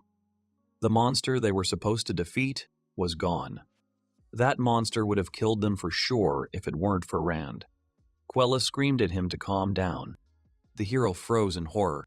Fado thought that he would never surpass Rand. He grabbed his head and muttered that all he did was try to beat Rand. Fado screamed at his friends that they knew about it. He did everything to suppress him as a leader. The guy with tears in his eyes shouted that Rand was actually stronger than him. He continued to scream that they had been making fun of him all this time. Fado asked what they liked about humiliating him. Quella shouted loudly for him to calm down. Fado grabbed the sword and said that it was all over. Quella asked excitedly what they should do. Fado pointed his sword at Loig's body and screamed that this was all because of him. Quella screamed in horror that she was asking him to stop. Fado screamed for her to shut up. The boy chopped off Loig's head with all his might, and it flew off easily. Fado looked at everything he had done in shock. The guy looked at his hands and said that he killed him. Male ran up to him screaming for him to calm down. The girl said that Loiga wouldn't have survived anyway, he didn't kill him. Male confidently said that now she had an idea. Her friends looked at her with interest. Fado asked what the idea was. Male remembered the happy faces of Mirin and Randall. She looked deeply into the eyes of her comrades and screamed angrily that she would kill Rand. Fado asked in shock that she wanted to kill Rand. He came closer to her and asked that she was sure of her decision. The guy said that they would commit another crime. Male said that the girl with Rand, she is definitely a vampire. Quella and Fado asked in surprise that she was a vampire. Male sternly said that this was her plan. The girl said that the vampire who turned the dragon into a zombie and Rand who killed him, they will kill Rand and sell the vampire to an organization that will stop and lock her up. Fido asked in shock that the organizations, she meant the Sorcerer Association. Male answered confidently that yes, she had some connections with these organizations. The girl continued to say that the Sorcerer Association was quite sensitive to vampires. Their leader is the famous vampire hunter, Myrel. Quella asked what she was saying about Myrel. There are some bad rumors about her. Male replied to the Sorcerer Society, no, Myrel still wanted to hunt vampires. The girl added that she only needed information. Fado said that it was clear. The guy asked what about Loig. Fado angrily said that they were the only ones who could bring him to justice, even if they did it now. Male looked at her dead friend and replied that he had no choice. She was sure that many people were worried about his fate. They were sincerely worried. Quella said that this was true. Male asked what would happen if Lloyd left the ranks of adventurers. Keller replied that Mr. Loig would likely never return to the Order. Fado said that yes, he had done so much for them. He thought the Knights would want nothing to do with him. Loic himself had no intention of taking up permanent employment. Quella said that he would have become a bandit or a soldier in another country's army. Male said with a smile that in either case he would have remained an enemy to the Order. The girl said that he was a stain on the Order's history, so they wanted to get rid of him. She suggests that she should be the one to finish him off. Quella replied that she would never do that. If Loic started fighting for another country or became famous as a robber, it would bring even more shame to the Order. They would be willing to kill Loic to solve this problem and never mention it again. Male said that it would probably be quite problematic for them. So now they have a trump card in a conversation with the Order. They had a reason to do this before. The girl continued to say that now there are two organizations that do not like vampires and can put pressure on the guilds. The Order and the Association they wouldn't dare refuse. Male added that she was sure the church wasn't too fond of vampires either. Quella said that was true, but Male interrupted her and said that they had no choice now. Everyone looked at each other tensely. Male said that they could only return if they finished the job. Quella said that she didn't know, it was all weird. Male said that if they returned, they would definitely be punished. Quella asked in horror that they would die. Fado said irritably that fine, they could do that. Male lifted Loic's head with her wand. She said that she would take his head. Fado angrily asked why, where they were going anyway. The girl answered that first. They needed to go to Myril. At this time, Mirren and Randall came back. The girl happily said that they were finally back. Randall told her that they should visit the guild first. They went inside. Gillen came up to them and happily said that they were back. They had done a good job. Randall looked around the room. He asked if there weren't more adventurers here than usual. Mirren asked with a smile that there must be a reason for that. The boy gasped in surprise. Randall wondered if the guild had received the message about the zombie dragon awakening. Gillen said that in any case, all the guild workers, including Gillen, bowed deeply to Mirren and Randall. The man loudly shouted that he thanked them very much on behalf of the guild. Randall awkwardly said no, they hadn't done anything. Gillen put his arm around his shoulders and told him not to be modest. Their accomplishments, he had no doubt, would go down in history, so they should accept congratulations. Gillen called Mirren. The girl asked excitedly what was wrong. The man said that she had helped them a lot, thank you. He was sorry that their first order was so difficult. Gillen continued to say that if they had failed, all the people here would have gone after them, and it was not a fact that they would have returned alive, thanked them very much. Mirren was embarrassed at first, but then laughed loudly. She blushed and shouted that they should not thank him. It was nothing. Gillen said that she had already spoken like a real hero. The girl asked in shock that she was a hero. Mirren shouted loudly that yes, he was right. That was for sure. Gillen said with a smile, said that the two of them were allowed to re-evaluate the rank. The man added that after completing this task and killing the dragon, as a special exception, he would promote them both to A rank. People shouted loudly that Randall and his team had done it. They continued to shout that everyone would be promoted to A rank at once. They would like to, and they would take that risk. The man asked what he thought he could do against the zombie dragons. One of the guys shouted that he would die on the spot. Gillen shouted loudly that so would Mirren and Rand, since they had a group of two. He gives them an S rank. People cheered that they were given an S rank. The two of them are in a group without Frido. People kept shouting, whatever this is, it's amazing. They have another S group here. Mirren caught the guy's attention. Randall asked what it was. The girl nervously asked that it was good. Randall replied with a smile, of course. Mirren saw his joy and smiled widely. She screamed yes. Gillen put his arm around the guy's shoulders and said that, well, they had gone to a lot of trouble to gather all these people here and help with the zombie dragons, just like that. The man asked Randall that he understood that it was unforgivable to leave them empty-handed. The guy said that he did. Mirren cried out happily that it was good. The girl added that they would then celebrate in style. Gillen replied with a smile that it was an excellent decision. He turned to all the boys and shouted loudly that they would make a lot of noise today. Mirren was eating delicious food and talking to people. Randall looked at his friend and thought with a smile that he could see that she had already made friends and was having a good time. Gillen looked at the guy with interest and asked how he was now. The man said that he was their hero today, although he probably had nothing to talk about with an old man like him. Randall asked him what he meant. The man said that he found everyone and gathered the group. Thanks to him for that. Randall said that it was an accident. Jilin said that he did it anyway. The boy replied that he was grateful for the compliment. The man said that he had nothing to thank him for. Randall pointed to the crowd and asked what he had decided to pretend that this was a goodwill gesture on the part of the guild. Jilin replied that he was strange. He would give him advice to be more suspicious of people. The boy thought that this was being told to him by a man who had betrayed his people, for which he had received a scar on the street. Randall told the man that it was not for him to talk about it. Jilin said it wasn't just him. The negative image of the vampire runs deeper than they think. It's entirely possible that the adventurers of that era are still alive, considering that they weren't all human. Randall said that thanks to him, few people in the guild cared. Jilin chuckled and said that he thought now was a good time to tell him. Randall asked what he wanted to tell him.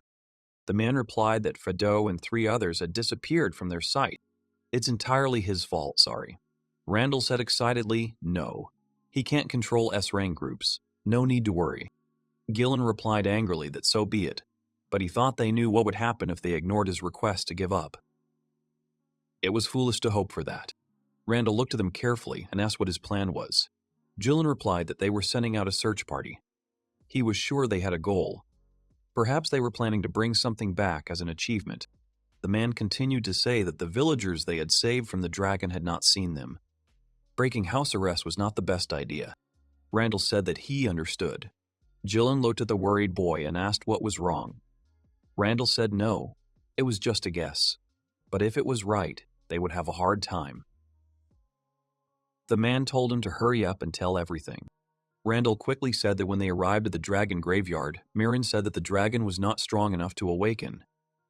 Lylene asked in shock what they had just said.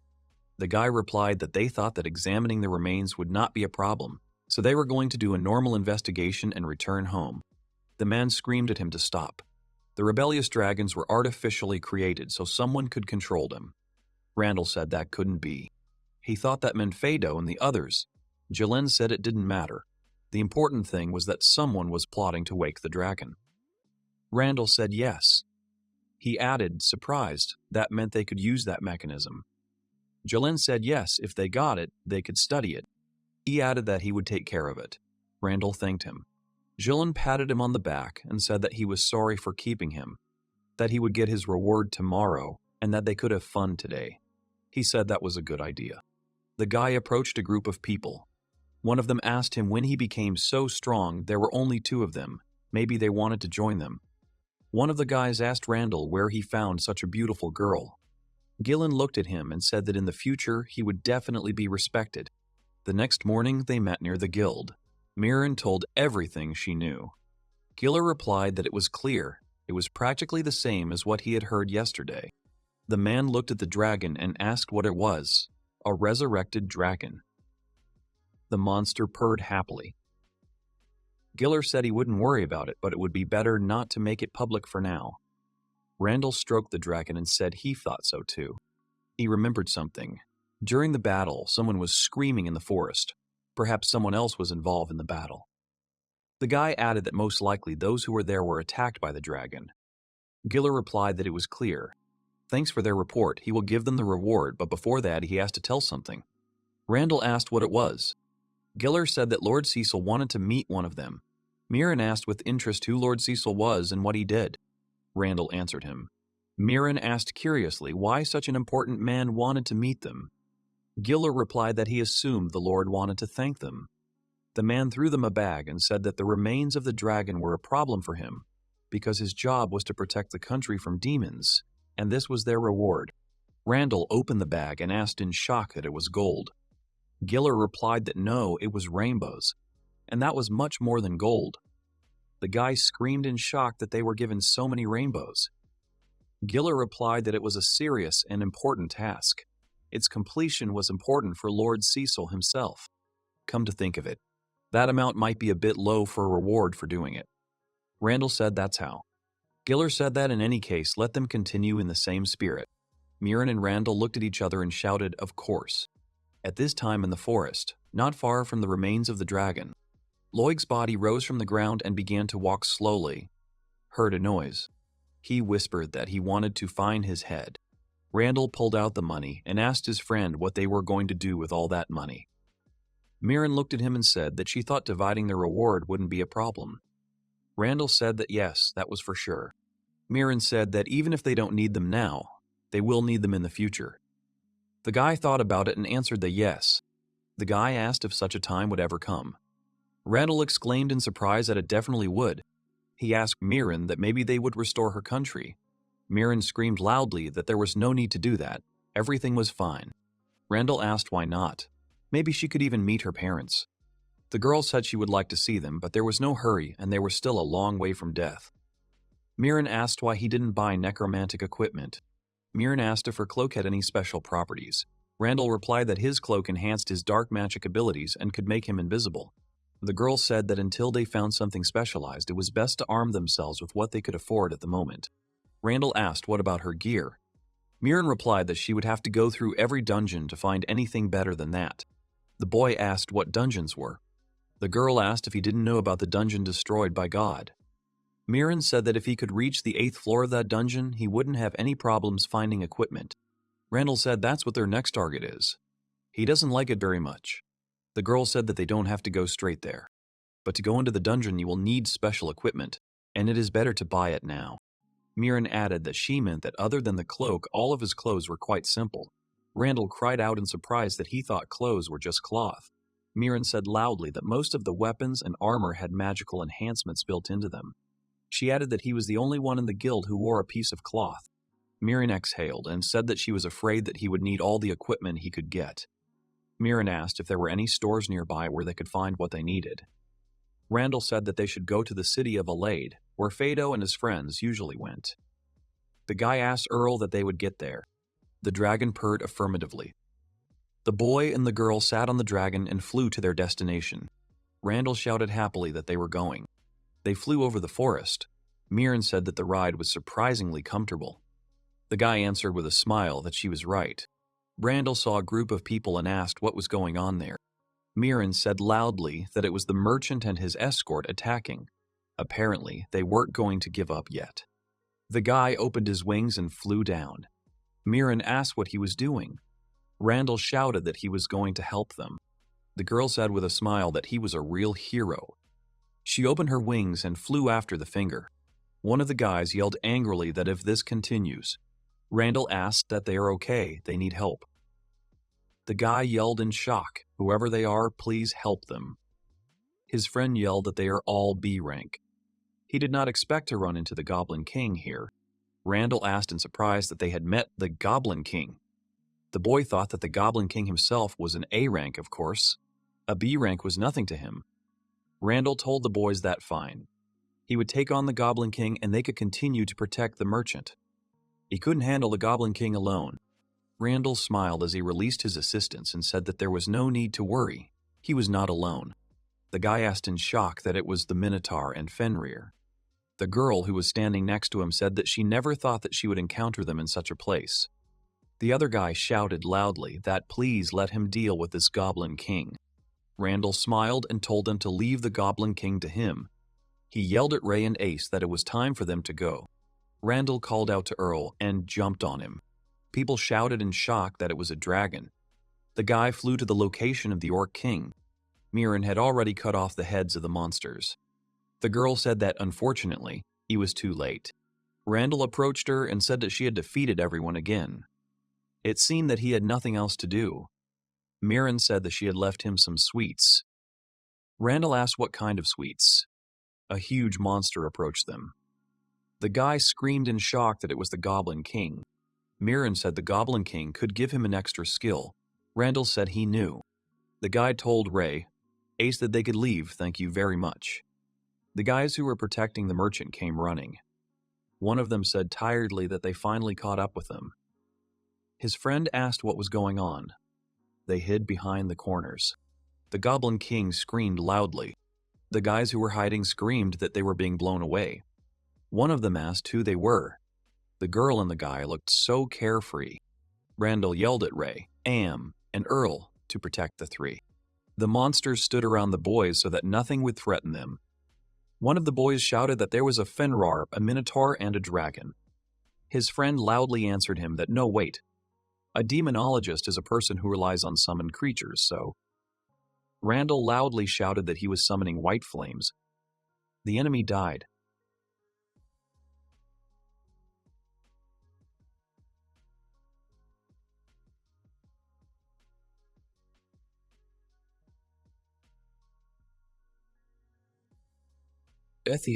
eyed. The three guys shouted at the same time that it was impossible. Randall said that he had gotten Charisma of Kings and Growth Increase. The guy said that yes, he had gotten Charisma of Kings. Increases the speed of experience growth, I think. He turned to the guys and said that they should go back. One of them said, yeah, they're okay, they were just something right now. The guy came up to them and asked if they were okay, if they weren't hurt. Randall said, okay, they're just glad everyone's okay. The merchant approached them and said that they had saved his life. The merchant was the chairman of the Midgard Trade Board named Marin. Randall asked in surprise that he knew them. Marin answered loudly that of course he did. Merchants were people with information, and the two of them were already famous as heroes. Randall awkwardly replied that it was thanks to his friends. Marin said that he was modest. Anyway, let him thank him. He handed him a rock. The guy asked what it was. Marin said it was a membership card for their Chamber of Commerce. Randall asked what chamber. The merchant replied that he was sorry. His name was Marin, and he was a representative of the Midgard Chamber of Commerce. The guy asked in shock that he was from Midgard. Marin asked that it was good. Marin asked that it was good. Randall responded loudly that the Midgard Chamber of Commerce was so large that it was said that 60% of the country was under its control. He insisted on formally thanking them later. The man added that until then, he would be happy for them to pay for things with their membership card. Marin asked with a smile that they were in no hurry and could accompany her. Randall replied that yes, it was not too much trouble and Marin would definitely be safe. The man shouted joyfully that it was very kind of them. They were very grateful. The merchant climbed into the carriage, saying that he would prepare seats for them. Marin screamed that it was okay. No need. Randall pointed to the dragon and said that they would be watching them from the sky. Marin said that they would then make sure that they were provided with everything they needed. Randall asked what would happen to all the injured people. The merchant replied that there was no need to worry about them. They prided themselves on distributing high-quality potions. Randall said that it was true. People who couldn't move were running around carefree. A guy came up to them and said that he must be Randall. They helped them a lot this time, thank you. His name is Alan, and he is the leader of this united group. Randall shook his hand and said with a smile, yes, it was nice to meet you. Alan pointed to the three guys and said, thank you for looking after a member of the group in the woods. One of the guys said, if they agree to accompany them, he wants them to lead their joint group. Randall asked in shock, what is it? The boy screamed loudly, no, no, no, please, he was not a leader. Marin asked why they didn't try. Randall screamed that he couldn't do that. Marin was better suited for this than he was. The girl screamed that he knew. She had never had a single subordinate. They started arguing loudly and everyone looked at them awkwardly. Randall calmed down and said that they would lead their group. He was Randall, and he would be their leader. Marin was standing nearby, offended by the guy. Randall bowed and said that it was nice to meet him. People started shouting that he was Randall, the great S-rank hero who got tired of it and went his own way. Right. He was still involved with the Saint situation. Randall started waving his arms. He thought awkwardly that he wasn't denying it. People continued to shout. What does it mean that Marin is next to him? She was suddenly given a B rank. People said they couldn't believe that she was not only beautiful, but also strong. In fact, she was rumored to be stronger than Randall. Marin began to get irritated by all these words. She shouted with an evil laugh that she would show them now. She calls the savannah. All the people were lifted up by her bats. Everyone shouted in surprise that it couldn't be. People looked at their hands and shouted in shock that the wounds were healing and the left eye that he had lost 5 years ago was healing. The old wound on my leg is also healing. It's just a miracle. Alan said that he would repeat once again that these two are highly respected adventurers who, although they act as two, are as active as an S-class group. He continued to say that he himself is an A rank, but he is nowhere near as strong as them. Up until this point, he had been their leader, but decided to hand them over to the more qualified Randall. Alan asked people what their objections were. People looked at each other and shouted loudly that no, they were not against it. Randall asked the guy if he was sure about it. Alan replied with a smile that yes, of course, the leader of the united group basically only needs strength, so don't think too much about it, it's fine. Randall replied that it was fine. Randall sat down on a log and began to chat with his new acquaintances. Randall was given food and awkwardly asked if they were sure. It looked very expensive. Marin answered with a smile that the two of them had saved his life. It would be right if they got something equally valuable. Alan said that they had really helped them a lot. He told his friends that he was sorry he hadn't made it to them. He really was. One of the guys asked with a smile that they were alive, weren't they? His friend shouted that was the most important thing. The guy turned to Randall and said that he thought they could have easily dealt with his strength there. Randall asked what he was talking about. The boy said he was talking about the Ghost Forest. Randall thought it was a place where the guild forbids low-ranking adventurers to go. The boy asked what happened in the Ghost Forest. Alan said he got lost there. Randall excitedly asked what he was lost for. Alan said that a little demon had saved him. If his parents hadn't accepted him, he wouldn't be sitting here. Randall said that it sounded like a funny story, but still, a rank is pretty prestigious for the group. They are here to help, so they should continue in the same spirit. He looked at Mirren, who was eating happily. The girl coughed and screamed that she was really listening to him. Randall said that it was okay, please, no need to rush. Night fell and everyone went to sleep. Randall was lying in the tent next to the girl. The guy asked what he had done. Mirren asked with interest what he meant. Randall said that he did not think of himself as a leader, especially. He is responsible for forming teams, planning, and leading the operation. Earl is on duty as a lookout. The guy went on to say that he began to pay attention to things that he previously thought were unimportant, such as noises and animal movements. This is a really valuable experience. Mirren said with a smile that regarding this experience, she was sure that he had acquired these skills earlier, and now they were simply useful to him. Randall looked at her in surprise. He thought she was right. Looking back, he realized he had been through a lot. Randall said that might be the case. The boy began to reason that Ray, Ace, Earl, and Mirren were constantly getting stronger. He continued to think that he had met many new people. Now was the time to enjoy this life with his friends. But there was still a lot of work ahead. We have to try. Randall shouted loudly that it was good. The city of Alade. Midgard Company. Randall and Mirren sat opposite the merchant. Mirren said they had been a great help to him. He doesn't know how to thank them. Randall awkwardly replied that they were just passing by. Mirren said that if he was in such a mess, he probably wasn't that lucky. Randall said that he didn't seem to be. The man asked what their plans were for the next few days. Randall replied that they wanted to stock up on supplies. The Mirren cheered, yes, that's right. Mirren said that if they didn't mind, he would like to pay them for what they had done. The man added that he would give them a full set of equipment. Randall asked in shock that he would give them a full set. That was very kind of him. Mirren interrupted him and said that he asked them not to refuse the gift. The two of them are pretty well known. It would only do him good if they used his product. Randall said that this is honesty. Mirren said that trust is very important in business. The guy replied that they couldn't take his gear for free, and besides, they had money to buy these kits. Randall placed a bag of money on the table. Mirren said in surprise that even for S-rank adventurers, gold coins in such large quantities were a very large sum. I see, if that was the case. He would talk to the best master he could find. The man asked what he had heard about their arsenal. The guy thought that adventurers needed quality equipment, better known as the Midgard series. It mass-produces armor to uniform standards and guarantees quality products for reasonable money. This move made the Midgard Chamber of Commerce famous.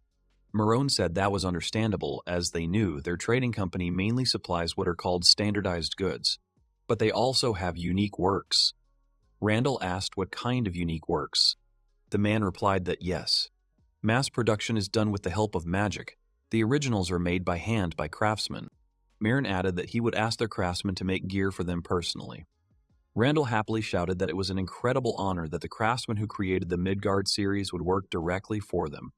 Mirren replied with a smile that they should not worry about money, just expect quality gear. Randall asked what they should do now. The guy looked at Mirin, who was quickly eating sweets. He awkwardly asked her what was tasty. The girl happily shouted that it was very tasty. Randall asked her if she had been listening to their conversation at all. The girl angrily replied that of course she had. Marone said that if she loved sweets so much, she should take some with her. Mirin happily shouted thank you. Randall said that he was too kind. The boy asked if a human craftsman could make good equipment for a dungeon. Mirin replied that yes, humans were still far from the level of other races, but he was sure that his acquaintances, the craftsmen, could handle the task. Divine weapons are created by supernatural beings. The divine weapons are also golems, whose combat power is even greater than that of a dragon. The guy continued to say that the sacred artifacts include strong protective magic that covers the country. Randall added that masters who can make such things are worth their weight in gold. Marone replied that they did. Such creatures combined the unlimited lifespan of the High Elves with the innate lifespan of the dwarves. Randall said that he thought the High Elves were extinct. Mirin said that it meant they were a minority race like him. If they had not had combat skills and had not hidden, the merchants would have already found them and worked on them. The hero thought that they had their own special features, but they wouldn't be able to protect themselves. Just like the people of Mirim. Mirin interrupted him and said that yes, he protects them. Instead of protecting human lives, he creates weapons. He has a special reward for the craftsmen. He continued to say that they are simply selfless craftsmen who only need materials, so he lets them work for a decent wage. The man added that they should not think anything bad, they had not enslaved them. Randall responded excitedly that they did not doubt him. He would give them their budget to cover the expenses. Mirin said no. It was indeed more than enough. He would get to the point. First, as far as he knew, the two of them were a tamer and a mage. Randall replied that he was currently listed as a necromancer. The guy summoned a wolf. Randall asked in surprise that it was certainly not a tamer, but rather a summoner. Randall replied that due to the size of the room, he could only summon a Fenrir. There is also a minotaur and a dragon. Mirin asked that they show no hatred or hostility towards him. That's another thing about necromancy. Randy said he didn't know, to be honest. The guy said that necromancers control death. No wonder he takes it so well. The man realized what had happened to his interlocutor. They show no hatred or hostility towards him. He wondered if this was another feature of necromancy. The hero replied that, frankly, he did not know. Mirin says that if she wants, she can make someone obey her, no matter how badly she hurts or kills them. However, he is not going to use this. The man is sure that it is because he is a good person. The hero replies that this is not true. The girl objects and says, that's exactly how it is. That's why girls who like him stay with him. The man agrees that it definitely makes sense. Randall asked that he could make more gear for the Fenrir, Minotaur, and Dragon. Mirin said that she wanted gear too, but that it should be made with a specialization for dark magic. Mirin replied that of course he would make sure they had everything. Maybe they would do something else. Mirin asked about the demon hunters and vampire hunters. If they were to be targeted, could they please inform them? Mirin said sure. Mirin created a bat and said that then let her give him this beauty. If anything goes wrong, she will let them know and they will try to help. Mirin told her friend that all traders are informants. It would not be a burden for him. Randall replied that she was right. Mirin replied that she was owed everything and would definitely inform them. The man stood up and said that he thanked them for sharing their precious story. This was just a small token of their appreciation. He handed the girl a box of sweets. Mirin cried out happily that it was the most delicious thing she had ever eaten. Mirin said that they would find everything they needed for their adventures downstairs. They would be happy to serve them. Marone added that he had an appointment, so he would leave them there. Randall replied that yes, thanks for everything. He asked Mirin what they would add to their inventory. The girl shouted, of course. They entered the store. Randall asked if it seemed like everyone was looking at them. Mirin smiled and said that maybe they were, but not at them, only at him, and she wasn't needed here. They saw a man yelling at the sellers. He angrily asked, since when they started letting such ragamuffins in. The point of this place is that only the chosen ones can get in here. The seller answered that it was true. The man's name is Glim, he is a baron. He pointed to the heroes and asked what those who worked as porters for the candidates for fallen heroes were doing in such a place. Mirren said he was a celebrity. Randall awkwardly said it wasn't doing any good. Clem angrily said he was playing the victim, but in the end he was the one causing all this fuss. He approached Mirren and said that with such a man, even the most beautiful beauty would wither away. Let her come to him. He will not do anything bad to her. He will buy her everything. And in return, she will thank him at night. Mirren asked in a rage that in their day even pigs talk. Glim tried to hit her, but the girl dodged the blow. Even children know that you can't shout in public places. Was he fit for such an establishment? He shouted that if she were submissive, he would continue to be nice to her. Weak adventurers like them would be no match for his strength. Mirren asked mockingly that this was so. Marin approached them and asked the Baron what was going on. Glim asked with a smile that he could not invite unknown adventurers to such an establishment. He added that he had simply warned them. No need to worry about it. Marone interrupted him and angrily asked that he had not laughed at these people. They were his saviors. The man said loudly that this team was an S rank, and the young master himself was an A rank hero, and they had defeated a dragon together. He had also personally seen them defeat the Goblin King who had attacked his crew, saving his life. Marin added that he thought they had every right to shop at this store. Glim stuttered that even though they were strong, he was an important customer for this store, and after that, important deals. Marone interrupted him and asked what he wanted to say. The man replied that there was no need to compare him, who had been and would continue to be a good trading partner, with some people who had only saved a life once. Marone shook his head and replied that there was nothing to be done. Then they would have to stop cooperating and break all agreements. Glim asked what he had just said. Marin replied that between the S-rank adventurers who saved his life, who were predicted to have a great future, and the current him, there is no need to compare these people. The man turned to the employee, who called people to take Glim out. He asked angrily that he thought he could get away with it. He has connections with Lord Cecilium. Morin said that there was no need to be so dismissive of traders. They did everything for profit, but they had principles. People who contradicted them, like him, were not their customers. Glim left the store screaming. Marin told Randall that he was sorry for the situation. The guy awkwardly replied that no, it was not his fault, no need to worry. They went outside and went for a walk around the city. The man tried to apologize again for what had happened. Randall said that they had done a good job of shopping. Mirren replied that apparently this had happened before, so he wasn't worried. The merchant offered them sweets. The girl asked with interest what they were. He answered that the most popular treat in the capital was a caramel apple. The girl began to eat happily. She collected a lot of treats. Randall said that she had been too wary of people lately. The girl blushed and replied that it was all because of him. Mirren ran to other shops. Randall thought with a smile that it was indeed good. At this time, Randall's old team came to Myral's house to put their plan into action. A team of former S-ranks came to Myral. Mail immediately noticed that they had not seen each other for a long time. The girl in the hat immediately recognized the person to whom this voice belonged.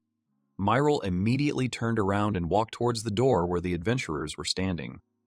Myral smiled broadly and said that she would just be able to return the debt she owed to Mail. Looking at those standing nearby, Myral immediately assumed that these were the candidates for heroes. The girl chuckled, saying that the guild leader, judging by everything, was just a fool if he thought so. Mail suddenly took out a wand and with the help of levitation handed over Loig's head.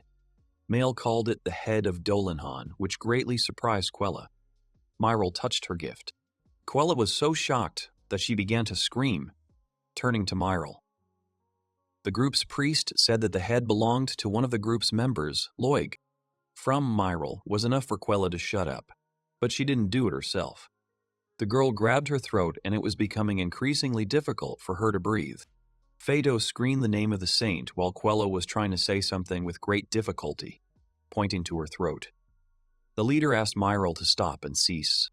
Quella coughed a little, coming to her senses, and then began screaming that it could not be the Dullahan's head. The girl also said that Mistress Mail should have buried Loig's body. Myral continued to hold her head and look at her, then said that it was all a lie. Phaedo and Quella immediately stared at Myle, demanding at least some kind of explanation. Male said that she only showed the knights Louis's head, hiding her image with magic. She had no choice because she was afraid that the knights might tie the girl up. Male continued, saying that even so, they still couldn't hide forever. Afterwards, the group's mage turned her head to the other side and said that this person could talk to the knights. She was, of course, addressing the head of the Sorcerers Association, the immortal Muriel. Previously, this girl bore the name Vampire Hunter. Muriel smiled and said that Male grasps everything on the fly as expected. Male started to say that she would provide something in return, but before she even finished listening, Muriel had already said that she understood everything. The head of the association said that they had already agreed and she would silence the knightly order in Loic. Fado shouted from behind, wanting to know what was going on. Myril turned to him, calling the boy a small hero candidate, and said that the boy was not only weak, but also stupid. Fado even more angry, but the boy remained silent, realizing that Myril was indeed much stronger than him. The head of the association turned to Male and asked if he was a Dullahan, pointing to his head. Male replied that she did not know. Myril examined the head carefully and said that if you look closely, you can't see any signs of special treatment or decay, so everything was much more interesting. Afterwards, Male said that they had only one gift prepared. Myril said that she was not surprised and then asked the girl to throw out these stupid adventurers and return. Male looked at the floor, but then looked into Myril's eyes and said that she had her own methods. Myril laughed and said that the girl could do as she wanted. Myril addressed everyone this time, saying that firstly, they would have to make sure that they were not captured. If they needed anything to prepare the second gift, they could tell her. Male turned around and said that there was one nuance regarding the preparation. The girl said that they would not be able to defeat monsters and vampires. This greatly interested Myril. The girl smiled broadly, putting her hand to her chin. Myril said that judging by everything, Male was preparing something really interesting and exceptional. Male didn't want to keep the suspense going, so she decided to say it right away. She turned around and said that it was a vampire and a former tamer. Myril didn't understand how a class could be a former one. Male said that he was completely different and perhaps even stronger than a vampire. Fado exclaimed, saying that Male was talking complete nonsense, but the mage girl immediately cut him off. Male said firmly that Randall was now a real monster. She knew that they couldn't defeat him and the vampire if they fought like they had before. Fado stared at Male in surprise, saying how could this be? Then he cursed and Male added that this was why she turned Loig into this. Male explained that she pumped so much poison into him that he would become a monster far superior to the normal humans that could be found on the continent. Myril smiled at this. The woman extended her hand and said that if Male allowed her to study one of them, she would stop any attempts to eliminate their group. Afterwards, Myril said that if their group could bring any of those they had told about alive, then she would instantly make a team of heroes out of the guys. Quella and Fado were in shock and couldn't believe what the head of the Sorcerers Association had just told them. Fado took a step towards her and asked if it was true or not. Myril chuckled, then leaned toward Fado, saying that the boy, apparently, was not even able to give up his claims to the hero. Fado, however, suddenly froze. The boy turned slightly pale and tried to find an excuse. Myril said that they didn't have to hide because the woman's strength was enough to cover the whole group. Male said that Myril could do it. Fado couldn't get away from the thoughts that were running through his head. The boy was fired up with the belief that with Myril's power he could become a hero. The leaders shouted loudly that they were going to do it. Quella was very doubtful and started saying that Randall had gone completely crazy because of that vampire. She couldn't even imagine how they would be able to catch the vampire alive. Myril was both amused and disgusted to look at Male's team. She turned to the magician, saying that her friends, judging by everything, had gone crazy. Meanwhile, Randall and Mirren were already approaching the mansion of Lord Cecilium, who expressed a desire to see them. They flew here directly on a dragon. Suddenly, someone placed a sword blade behind them, which the Lord's guests did not expect at all. A voice asked the couple who they were and why they had come. The knight in full armor held his rapier pointed at the unknown. The knight said that they fell from the sky and continued to find out the purpose of the visit and their identity.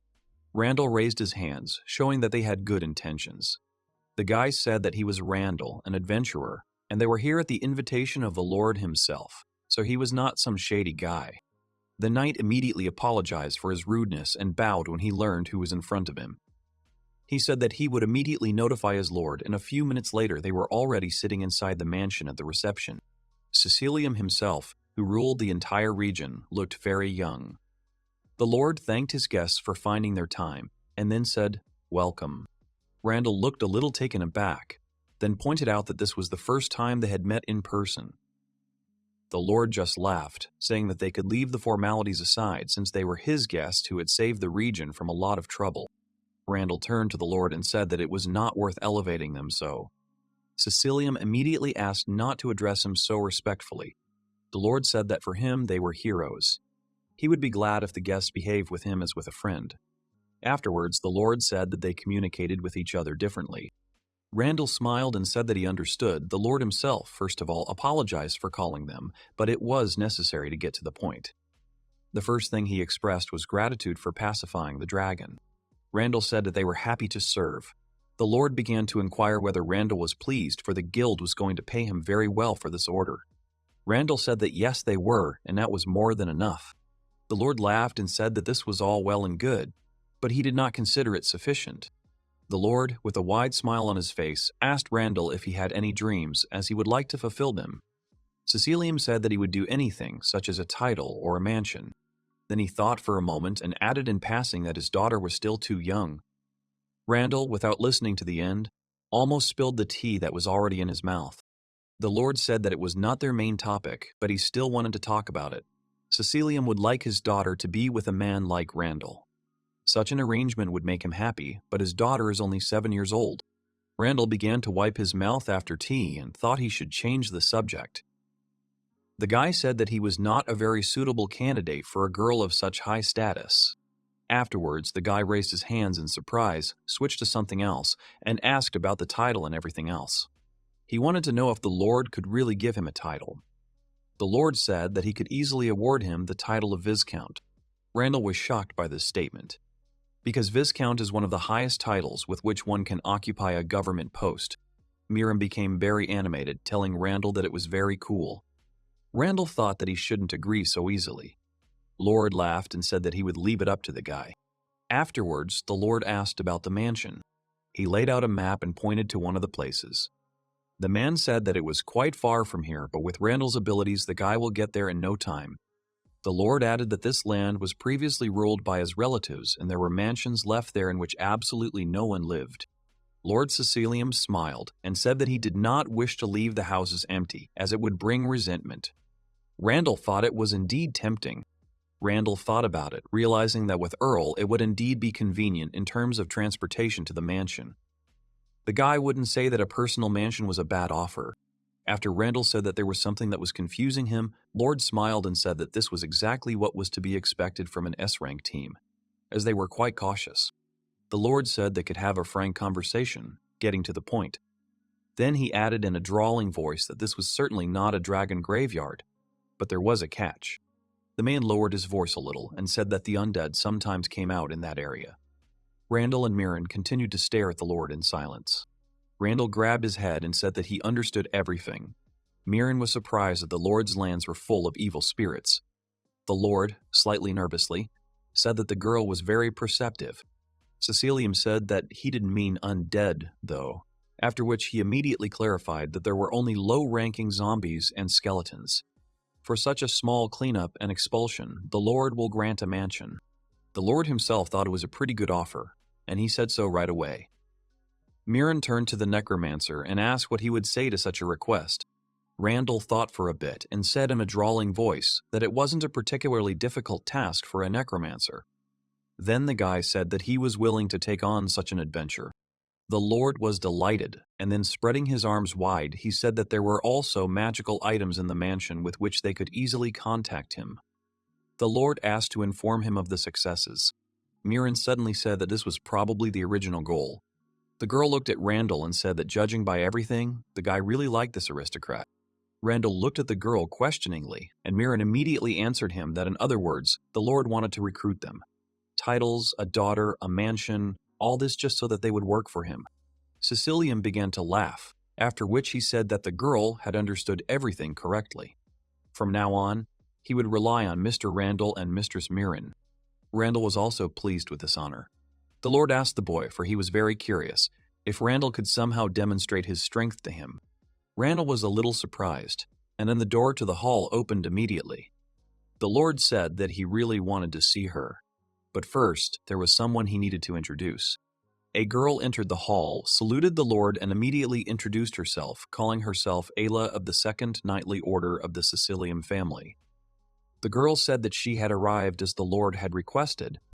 The Lord told his guests, pointing to the girl, that this was Ayla, who was an elite fighter and who was also very proud of his knightly orders. Afterwards, the Lord pointed in the opposite direction, already addressing Ayla. Cecilium introduced the girl to Mr. Randall and Mrs. Murin, whom he had told her about earlier. The girl, holding her helmet in her hands, immediately said that they were seeing each other for the first time. She immediately bowed, saying her name again, and then said that she was glad to meet them. Randall noticed that the girl was looking at him very intently, which made him feel a little awkward. The guy scratched his head a little and timidly replied that he was very pleased. Lord Cecilium spread his hands and said that he would very much like Randall to train with his knights for a while. Then the Lord looked up and thought about his reward. The Lord seemed to have some useful information. The man said he could thank the boys with good wine and sweets, which Murin seemed to like. Murin's face immediately changed and, clenching her fist, the girl shouted that they were ready. Randall understood that he had no choice here and, touched by Murin, answered that it was so. Murin asked what kind of sweets. The man replied that the girl liked cookies, so he would ask her to cook the best. Randall thought if sweets were involved, then Murin would not be stopped. The Lord understood that in order to distract them, it was enough to capture Murin's attention. The Margrave's true intentions remained unclear. Randall, however, began to let his guard down, smiling and telling himself to remain calm,